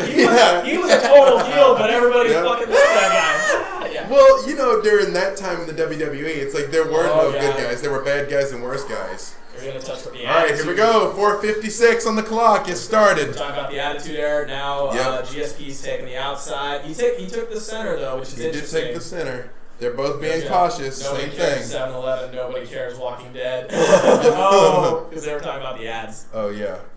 Yeah. Okay. GSP. They're both trying to work the jab. Wouldn't it be crazy if Bisping took him down? What if they had the gentleman's agreement? It's like, hey, look, man, I'm just coming back. I promise for 3 rounds. We make it look real. Exactly. Round 4, round 5, we fight for you. Exactly. He's like, we both want to show a good fight with the crowd. It's like, come on. I will not look for the finish. Yes, so GSP's working the leg kick, trying to nullify his takedown defense. Yep. Nullify it early. Dude, and GSP's legs are like tree trunks. Yeah, they are, man. That definition is still there. Yeah, they were big at 170. Yeah. They're huge at 85. He looks bigger than Bisping. He does look bigger than Bisping. But Bisping... GSP with that overhand right on Bisping. GSP throwing a big overhand right. Oh, snaps. That Freddie Roach time, baby. You know what it is? You know what? Oh, that jab. I think GSP has got... I think the first 2 rounds... Oh, jeez, but that's the problem. Bisping gets better. Exactly. Oh, he just threw that spinning back kick. Spinning back kick is still there. Look at how I'm so nervous and tense watching this. I'm nervous. I'm perspiring right now. It's like my heart is actually beating in my chest because I really like GSP. I like both these guys, man, but I really love GSP, man. I respect Bisping. I don't like Bisping. Like I can't recall ever in my life having rooted for Bisping in a fight ever. I never rooted for him, but I've always understood. I respect him, and you have to understand, like, he knows his role. Yeah, and he shocked the world against Rockhold. And for a guy who was never supposed to be champion, he shut everybody up. Yep. And he beat a guy who... Bisping's throwing big punches. Bisping clipped him. And GSP's cheek is red. Yeah, but he's always had notorious. Yeah. He cuts very easily. But Bisping's cheek is red. Bisping's got a little mouse, too. Okay. 250 left in the first round. 250. Who do you give this to, man? So far, GSP's the aggressor. He is. I'm giving it. I got GSP 10-9 so far. So far.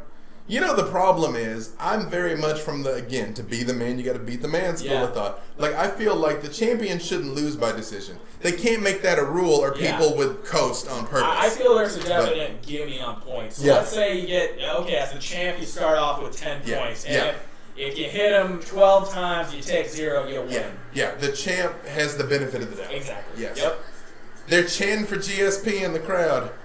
Oh, leg kick by GSP. Leg kick, pump the jab still, okay. Okay, GSP hasn't even tried for a takedown, no. But he's working his legs. He's looking for the...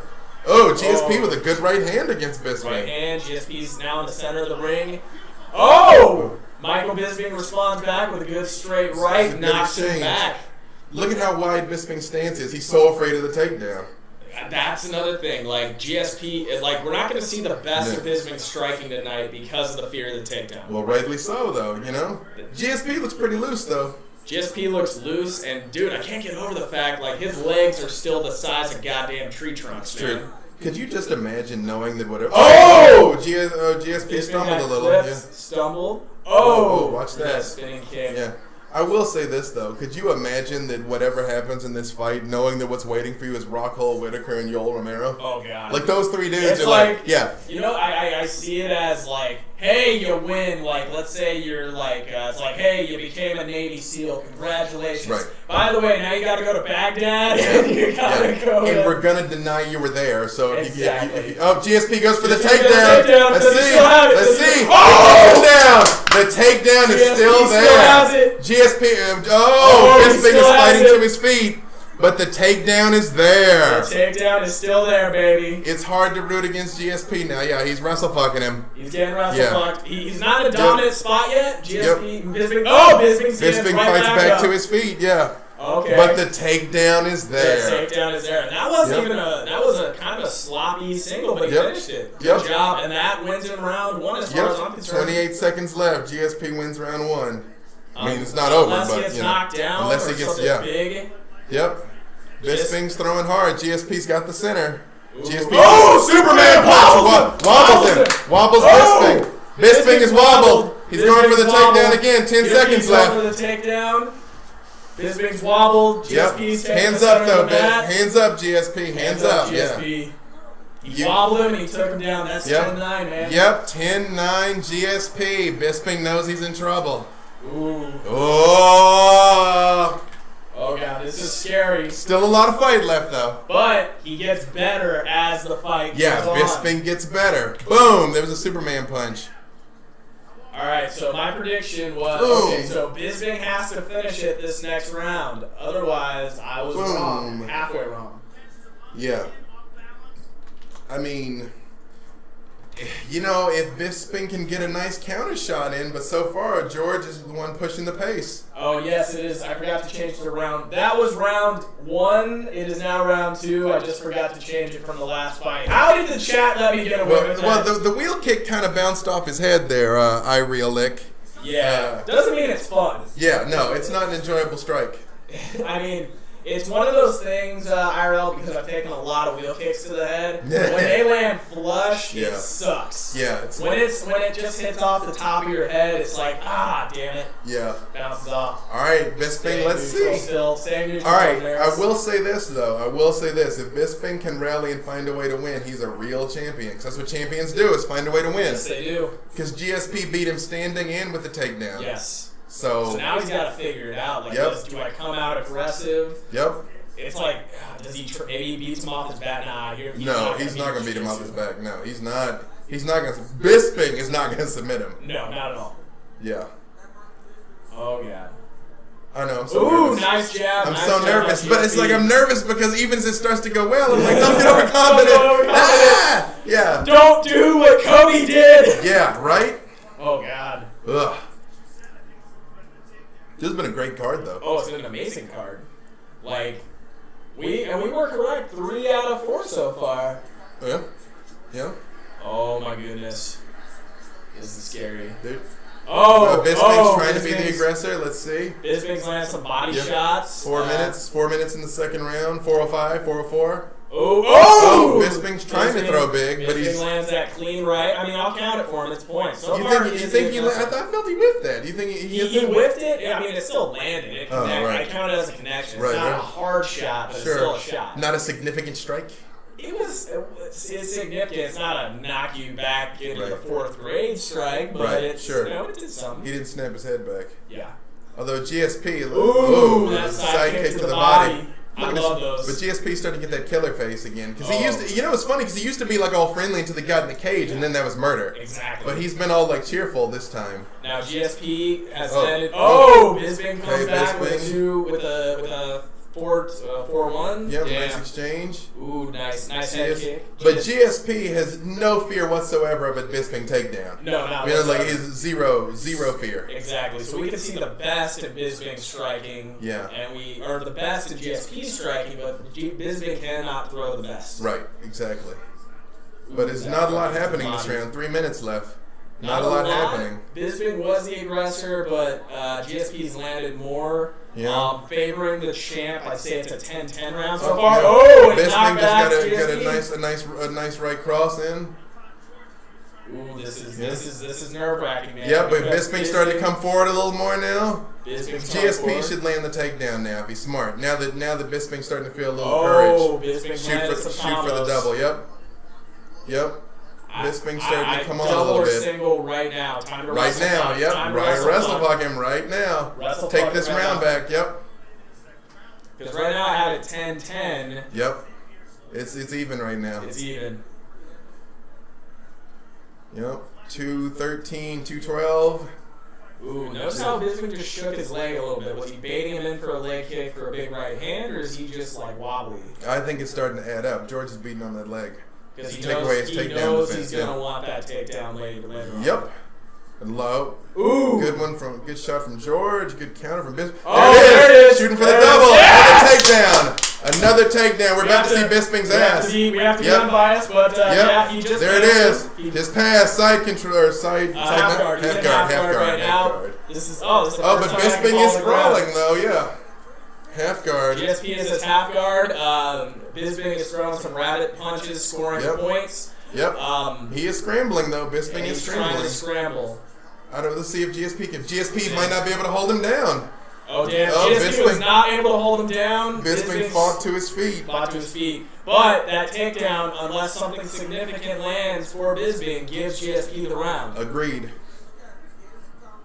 Yeah, Bisping is starting to pick up the pace a little bit. He is. Oh man. GSP could not hold him down from half guard. And this might fuck with GSP's confidence over time. But it didn't beat him against Henderson. Yeah, no, he just needed to. He just needs to land the takedown. Yeah. He just needs to land and score points. Oh! Bisping caught his foot. Bisping caught his foot. Let's see. Ooh. Bisping is starting to be the aggressor now. Bisping is the aggressor. I mean, if Bisping has a good minute, he could steal the round. Maybe. Let's see. I mean, that's how hands up, GSP, hands up. I mean, that was De La Hoya's career, was just beating you in the last 30 seconds. Yep.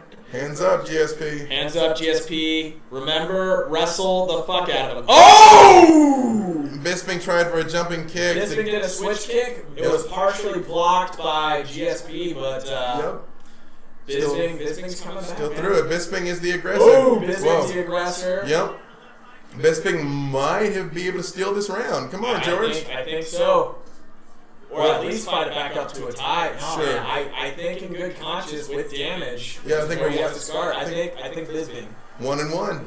I'm gonna go 1-1. I'm going Bisping. You're going Bisping? I think you're right though. I think the fact that he couldn't hold him down is gonna mess with George. And he landed some good shots. That's a clean right hook there.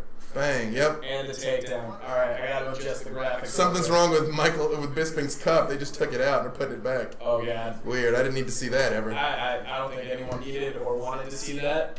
Yeah, we are 19-19, folks. Yep, 19-19. Going into round 3.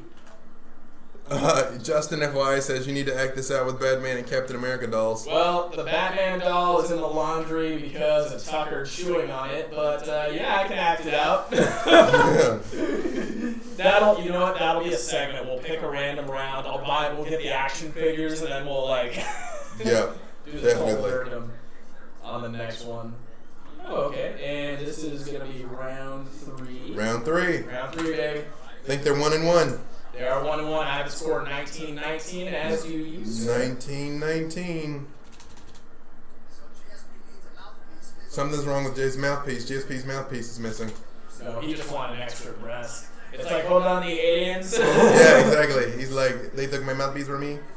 No, when GSP said, no, I lose track of time, I'm like, no, dude, you're punch drunk. You've taken a lot of shots. They said in his GSP's last 3 fights before he left, he took 165 significant strikes to the head. Yeah, no, you're concussed. And that does not go into the gym brawls. Yeah. The gym wars. Yeah, no, you're concussed. That's Okay. All right, go, GSP shooting for the takedown. Bisping's stuffing it though. He's got got him down. He got it. He's got him down, but can he hold him down? Now he's in full guard. He's in Full guard. 4:34. He's got a lot of time. GSP was working the Cosby choke. Now he's trying the can opener to get Bisping's legs open. For those of you who don't know, can opener is when you pull on the back of the head, and the only way to alleviate the pressure is to open up your legs. If you keep your guard closed, you will pop every vertebrae in your spine. Bisping was going for a butterfly guard. GSP's cut. GSP's bleeding. GSP is bleeding, but he's still on top. He is on top, landing some ground and pound.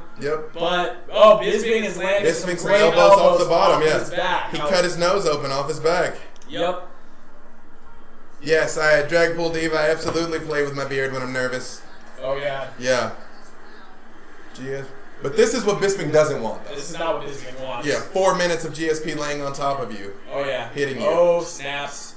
Although if Bisping hit an armbar right now, I'd die. I would love that. Yeah. I would switch everything I ever said. I have to root for submissions. I guess that's just my thing. Everything I ever said about him, I would take back. If he just like wrapped up an armbar right now and tapped him out. Yes, very much so. Shock the world. Oh god. So there's that GSP elbow. There's that GSP elbow though. Bisping's trying to Bisping's trying to land some rabbit punches, but he's not shifting his hips. He's not working a sweep. And the dangers for him here is he's not going to get a ref stand up because GSP is staying busy. Enough. Staying busy. He's not going to win the fight like this, throwing elbows off his back, even though he managed to cut open his nose. And I'm watching this for free on Russian TV. Go Polar Bears. All right. Exactly. GSP's bleeding a lot, though. Yes, he is. I don't know where it came from, but he's bleeding a lot. You want to scoot forward just a little bit so people can see your beautiful face. Sorry. Man, Bisping's back to his feet. GSP's very bloody. Oh, yeah. Those elbows were clean that Bisping hit on his back. Now, the question... Very bloody. From the top of his head and across his nose. So damage done here. I would actually, and even though I'm the jiu-jitsu guy, people, I would say it's 10-10 so far because, oh god, wow, GSP is cut. He's cut over, and he won over his eye though. And his eyes. Bisping is starting to get a little more confident. I can't tell if that's some blood on the blood on Bisping is his or not. He's got a little cut on his nose. GSP worked those elbows. Let's see. GSP just landed a big overhand right. GSP stepping in the center of the cage. I wouldn't be surprised if Big John's gonna stop it to check those cuts soon, though, to make sure the blood's not in GSP's eyes. Championship fight, they usually let it go. Nice. There's the Superman punch to the kick. There was that combo. I love that combo. Yep. My favorite is when he switches it up to the head, though. Yep. With that head kick. Me too. GSP got a little wobble from the punch there. He got a little wobble, and he's lost that little pep in his step, man. He's not the same GSP we saw. Again, Bisping improves as the fight wears on. Exactly. I just want somebody to throw a flying knee so bad. I want that too. It's probably gonna be Bisping. Yeah. Nice side kick. Hands up, GSP. Hands up. GSP. I mean, ask Luke Rockhole how hard Bisping's capable of hitting. Right above the forehead. Yeah. Right here. Bisping's hurt! Bisping's hurt! Draw elbows! Bisping's hurt! GSP's dropping elbows! Bisping's hurt, but he's still in the fight. Big John is close. Big John's looking close. Okay, Bisping is hurt. Oh, whoa. GSP's swarming on him. GSP is swarming on him, but Bisping's staying busy. Bisping's staying busy. But he's taking a lot of damage. Big John's about to stop this. Big John's on top. GSP going to his back. GSP going for the choke. It's tight. It's tight. He's going to sleep. It's tight. It's tight. GSP wins. Yes! Yes! Whoa!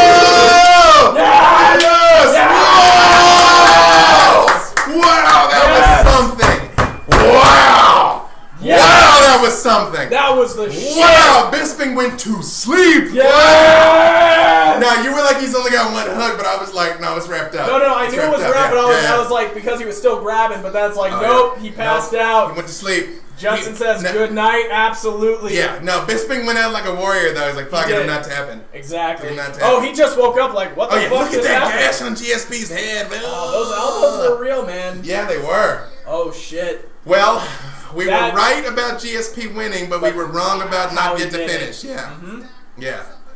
Yeah. It's just like we were right about Rose, wrong about Hal. Yep, exactly. Right. So that puts us at 4 out of 5. You were 4 out of 5. I was 3 out of 5. I thought Joanna was going to take Rose. Well, that's a D, which is an American A, and I got a B, which is an American valedictorian, motherfucker. All right, so yeah, Bisping's busy off the back. They're showing the replay. Bisping cut him open off his back. GSP looked like a horror movie. And then a right hand over the top. A left, actually. Next up, Nate. You know what? He probably couldn't see it out of his bad eye. A hook put him on his back. GSP swarmed him and then switched over and took his back. Bisping didn't give it up. GSP switched and took his back, submitted him. When was the last time Bisping was submitted? Well, dude, not in a long time, man. Yeah, Rockhold, that one-arm guillotine. Did Rockhold submit him? Yeah, Rockhold submitted him with a one-arm guillotine. Boom, look at the hand of the punch underneath. Oh. Yup, he had no choice. That was clean. No choice. That was the same way that that was the choke. And then if you notice, he took one hook out. Yeah, to squeeze. But that was so tight. Oh, and that wasn't. So, guys. So he couldn't roll out of it? That was trachea, too, man. Yeah. So that's bad. No, he went to sleep.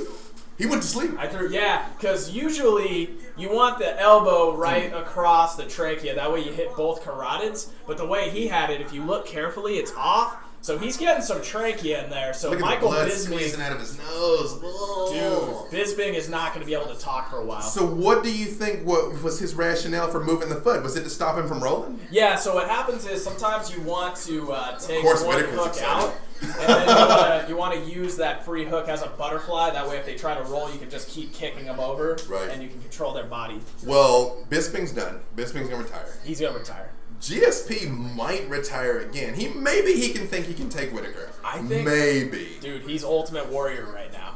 That's what I'm thinking. Bisping's done.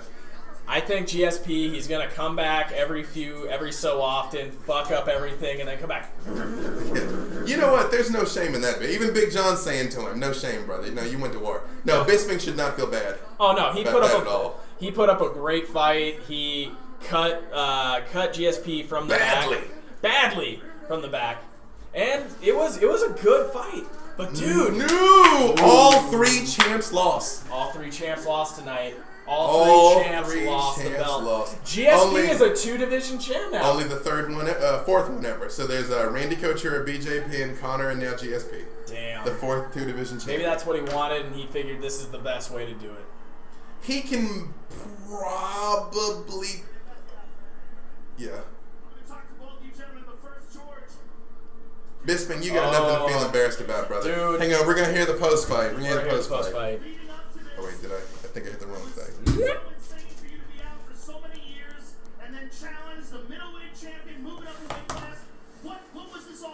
I knew I could beat Bisping.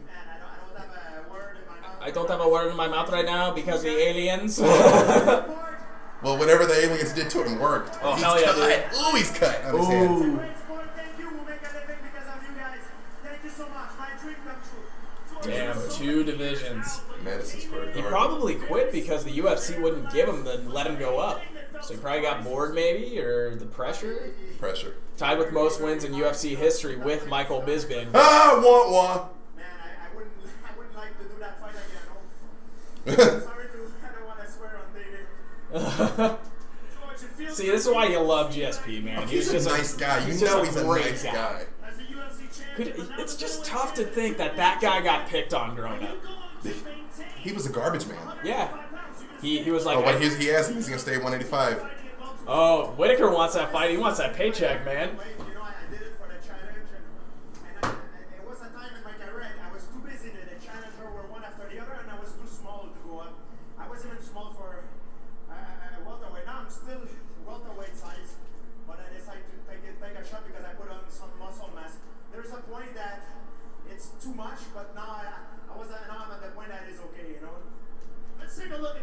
He didn't answer the question, but I think he said. Please, because I don't even remember it. Oh, I don't really remember it. They asked him if he was going to stay at 185 or not, and he rambled and didn't really answer. Boom! Oh, that was a good peekaboo left hook. Absolutely was. Damn. And that's GSP elbows. That's vintage GSP. That is him. But Bisping already didn't know where he was. That was all instinct. He's bouncing his head off the mat. That was instinct. Yeah, that's when you can tell someone's done. If they can lift their head up, then they still got some fight. But once that head hits the back, it's over. On his left side to attract his attention. And Yep, then he takes that hook out. Oh. that's what we did most of that fight. And you swarmed him on the ground, and you were trying to stop him with strikes. And Joe Rogan is still the biggest man in that cage right now. Yeah. It was a trick, I kind of sometimes put trap. I have more experience. MMA sometimes before a few years ago I was always trying to force things, and I think the best way in fighting is to set up some trap. So when your opponent step in. But that cup stopped bleeding fast though. But it's a gash though. Oh, it's bad, man. That's gonna take a lot of stitches. George, you said Oh yeah, that's Stitch City. when you came back, you showed it tonight. It's not about martial art. It's not about who got the biggest balls, so to speak. Sorry for my language. It's about technique, setting trap, and intelligence. And I was fighting a bigger man, and I was trying to prove it tonight to all my. I wouldn't be surprised if Conor beats Tony if they try and do Conor GSP at 170. I'd pay for that. I would not be surprised at all. I would not be surprised or disappointed, and Conor would get killed. Conor get destroyed. I don't think Conor's gonna get past Tony. I don't think so either. But I didn't think Conor was gonna get past Eddie. Yeah. So, Well, here's the thing. Eddie's on the decline. Ferguson's on the way up. It's just Tony's time, man. respect to GSP showing respect to Bisping. Bisping's about to leave him in the cage. His gloves are already off. He's about to leave him in the cage. Yep. Your thoughts on the fight? Oh no, his gloves are on. Sorry, his gloves are on. George, guys, congratulations. You was better man tonight. New York, I came out here, fight my ass off. I say a few things, just trying to be entertaining, trying to make you, fuck it, I'm trying to get through the day. George was the better man. Hell of a fucking squeeze you got there, man. So, give it up for George. Not a lot else to say. For everyone that supported me throughout my career, thank you so much. My wife and children, He's gonna retire. Yep. I wouldn't be here right now. These guys behind me, Perillo, Brady. I think it was a win, lose, or draw. One last big payday. Yeah, totally. He made as much money in this fight as the last 3 or 5. I'm not done. I know I spoke about retirement, but George was a better man tonight. Simple as that. No excuses. You beat me. Fucking told me out. Congratulations. You're one of the toughest. He said he's not done though. He's so. not done. Damn. I think it's time, man, because that's like the biggest fight I think he will ever get. There's nothing bigger. There's nothing bigger, and are you really going to want to climb that hill again? It's like, do you think you can beat Yoel Romero in a title eliminator? Exactly. Michael you think you Bisping. can beat Yoel, Robert Whittaker. Yeah. Rockhold again. Do you think you can do that to get back to? Yeah, man. And, look at GSP's corner, man. That's a corner. That's That the is greatest corner. The greatest jiu-jitsu coach, the greatest boxing coach, the greatest mixed martial arts coach, and I'm sure that guy's a strength and conditioning wizard with him. Yeah. So it's like, how are you gonna beat that? That's not Mahler, is it? Mahler's got vitiligo like that as a strength and conditioning guy, but I don't think that's him though. Mike Mahler? I don't think think that's Mike Mahler, bro. Yeah, because he's got the same. It's just the facial hair discoloration threw me off. Damn.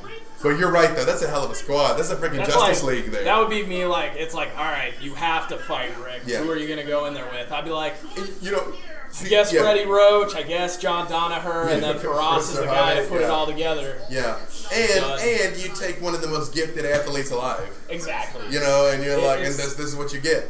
It's like the greatest clay Yeah. giving it to the greatest sculptors. And Definitely. then it's like, here we go. Definitely. Yeah. All right, folks. Well, that concludes UFC Set 217. We'll hang out in the chat for a little bit, but my God. Yeah, that was... Maris, what'd you think of the fights tonight?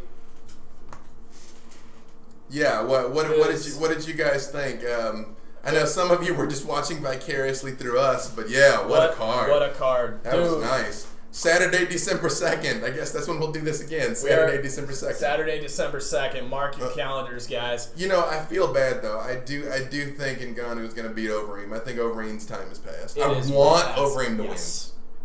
I think it's one of those deals that Johnny Hendricks was delivered.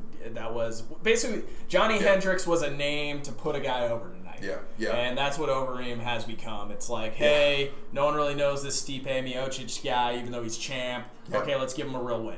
Yeah. Okay, Uriah Hall, yeah, people like him, but let's feed him Chris Lieben. Yep. We're listening to this post-fight right now. Who do you think GSP will fight next? Conor McGregor. If McGregor beats Tony, Conor McGregor. Yep. That's the money fight. That's what makes sense. Yep. McGregor pretty much has to fight Tony now. He just has to. Yeah. There's no way.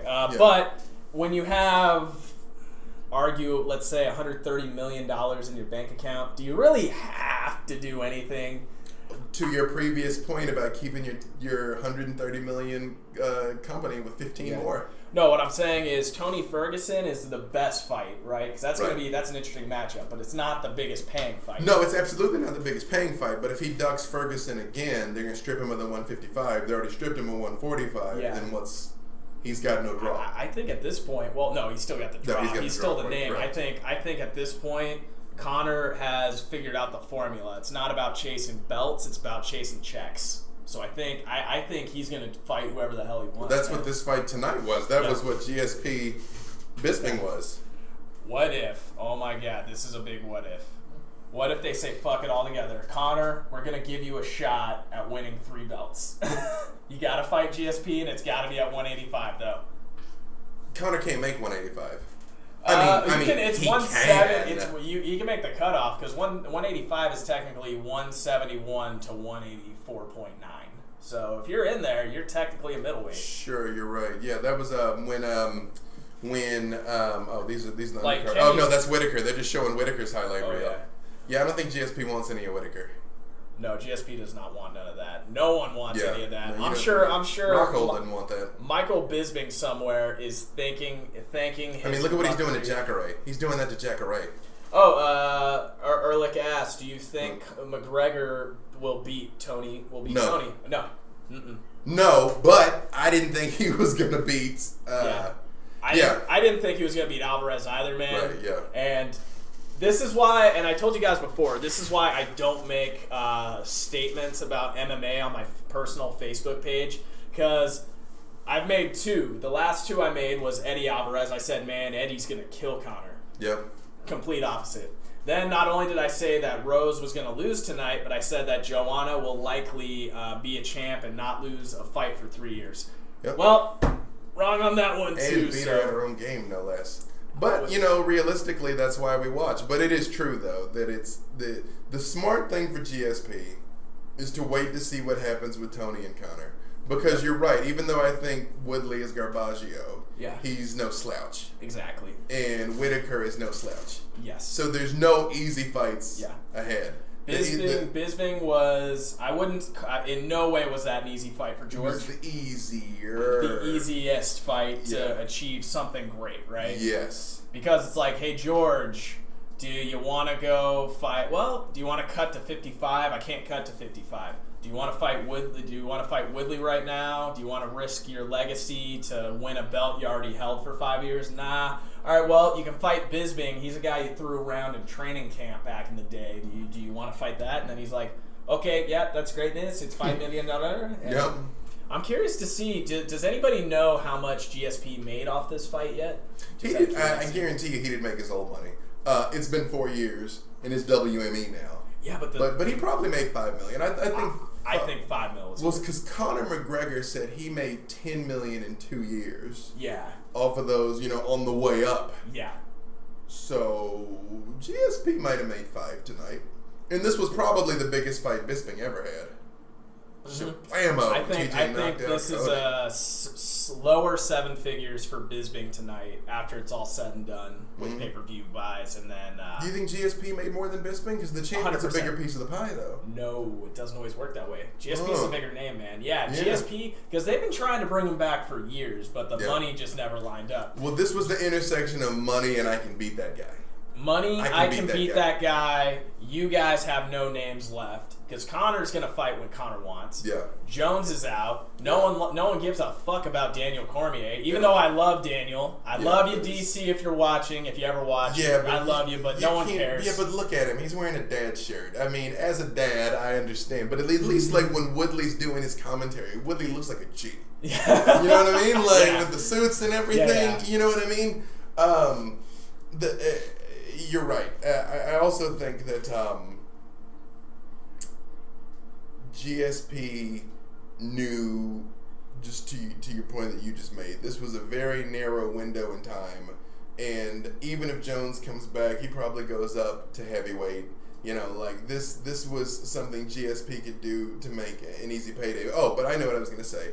I think if Connor beats Tony, he might do GSPs 50-50. Yeah. If Connor loses to Tony, he'll go for Nate. He'll go for Paulie in boxing. Oh, that is smart. That is the smart money. He will go box Paulie.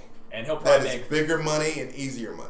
50 mil, and he knows he can beat the brakes off Paulie already.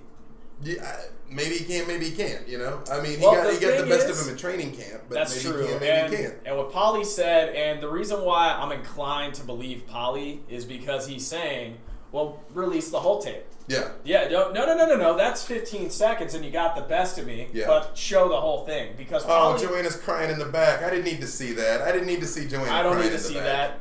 Who do you guys have, Mighty Mouse or Dillashaw? I'd say Mighty Mouse would kill Dillashaw. Yeah, because John Dodson beat him. Yeah. And Mighty Mouse made Dodson look like he was standing still. Exactly. And I mean, Cody Garbrandt was talking all that greasiness about fighting Mighty Mouse. Exactly. I mean, again, not counting a puncher's chance. I mean, the separation from Mighty Mouse and everybody else is just too great. That's the thing, man. Mighty Mouse, how he is not the biggest star in MMA. Yeah. Because all the flyweight fights are exciting. Yeah. There's not as many finishes. A lot of finishes. Well, but Mighty Mouse finishes. Yes, he does. Yeah. And to Mighty Mouse's respect, folks, Mighty Mouse will carry you to the 5th round. And most fighters, when they're up 4-0, they'll say, "Hey, man, I'm gonna fight safe this 5th round. Yeah. I'll make it a little exciting for the crowd, but I'm gonna keep it here." Mighty Mouse will just submit you. Like his number of 5th round wins is probably more than any other champ in history. He's still looking for the finish. Yeah, trying not to give up a round. Justin has a good point. It's like he's the Tim Duncan of MMA. Absolutely. I would agree with that. Absolutely. Because Tim Duncan was more decorated than Kobe was. Yeah. But Kobe was just the bigger name. Yeah. Kobe was flashier. Kobe was the flashy guy. Tim Duncan always looked non-specifically confused. He kind of You always get this one from him. And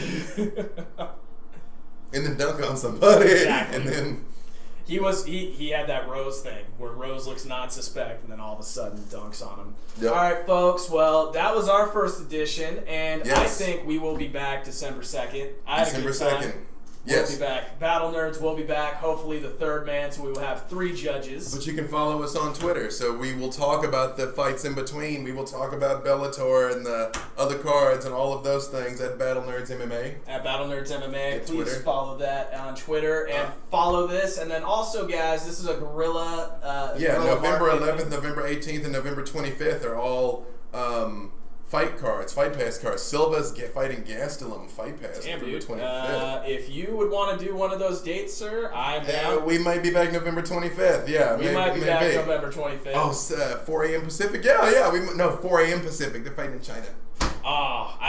We love you guys, but not that much. No, not that much. I mean, although if it was like peak Silva, oh yeah, I would get up at 4 in the morning to watch. I have gotten up at 4 in the morning to see Silva fight. Yeah. Look at this, how far Verdum has fallen to FS1 UFC Fight Night. Oh, that breaks my heart. Guy. And he doesn't even have a number next to his name anymore. Oh, but they're not showing the rankings. None of them. Yeah. But hey, also at Twitter at BDaveWalters, WALTERS. At El Robo Rick right here. And catch this gentleman every Wednesday. 9:30. Sundry at 9:30. Yep, I'm on saying words. He does say some words. Ask your Black Geek friend.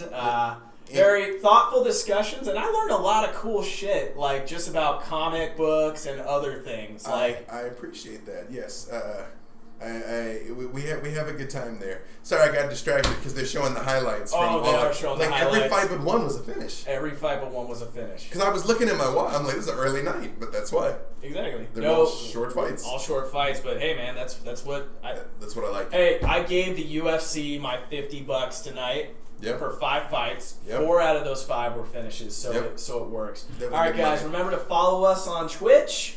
Follow us on Twitter at BattleNerds MMA. Follow me and this wonderful gentleman, Dave Walters, over here. I'm at El Robo Rick, and we will see you next time. Remember, to be the man, you got to beat the man. Or the woman. Or a woman. Unless you are a man, then don't beat the woman. Do not beat the woman. Do not beat the woman. Although you can get beat by the woman. Oh, you can get beat by the woman. Does that make her the man? Kind of does, I think. Okay, so, all right, before I leave, here's one afterthought. Okay, if there's levels to this, right? So if Ronda Rousey just judo throws me, head hits the pavement, and starts punching me, do I have the internet's collective permission to defend myself on that one? Because, I mean, the only thing I could do at that point is go into the turtle anyways. I feel like I'm if already knocked she out. throws hands first, Yeah. well, now you're in a fight. Now you're in a fight, yeah. Personally. But in reality, I would be thinking, okay, I'm going to run anyways. Well, you guys can't tell from the stream here, but I'm a giant. I'm like 6'9", 270. So Yes, I think the he is. burden is always on me to just sort of be like, no, Yes, no. exactly. Like, I never really get to the point that you'd be like, well, boom, boom, boom. Exactly. You know, but kind of, I wouldn't want to, though. But I mean, theoretically, Yes. if you have been judo tossed, if you are getting ground and pounded, then yes. Yeah, that's the only thing. Yes. Okay, so You have we to did guess. clear that, but Yes. don't beat the woman At all. unless it's Cyborg drilling your face. But in which case, you're out of luck if you're that out of happens. luck. Yeah, no, if Cyborg decides you're getting beat up, you're getting beat up. I'm finding the nearest window, and Yeah. I'm gonna do the freaking John Woo movie, dive out the window, run Right. for my dear life. All right, guys, we keep stopping this. Follow us on Twitter. We're very passionate. Follow us. This is what happens when we hang out. It's 2 hours of talking about MMA. Follow us Twitch, Twitter, and we'll see you next time. Bye. West Side.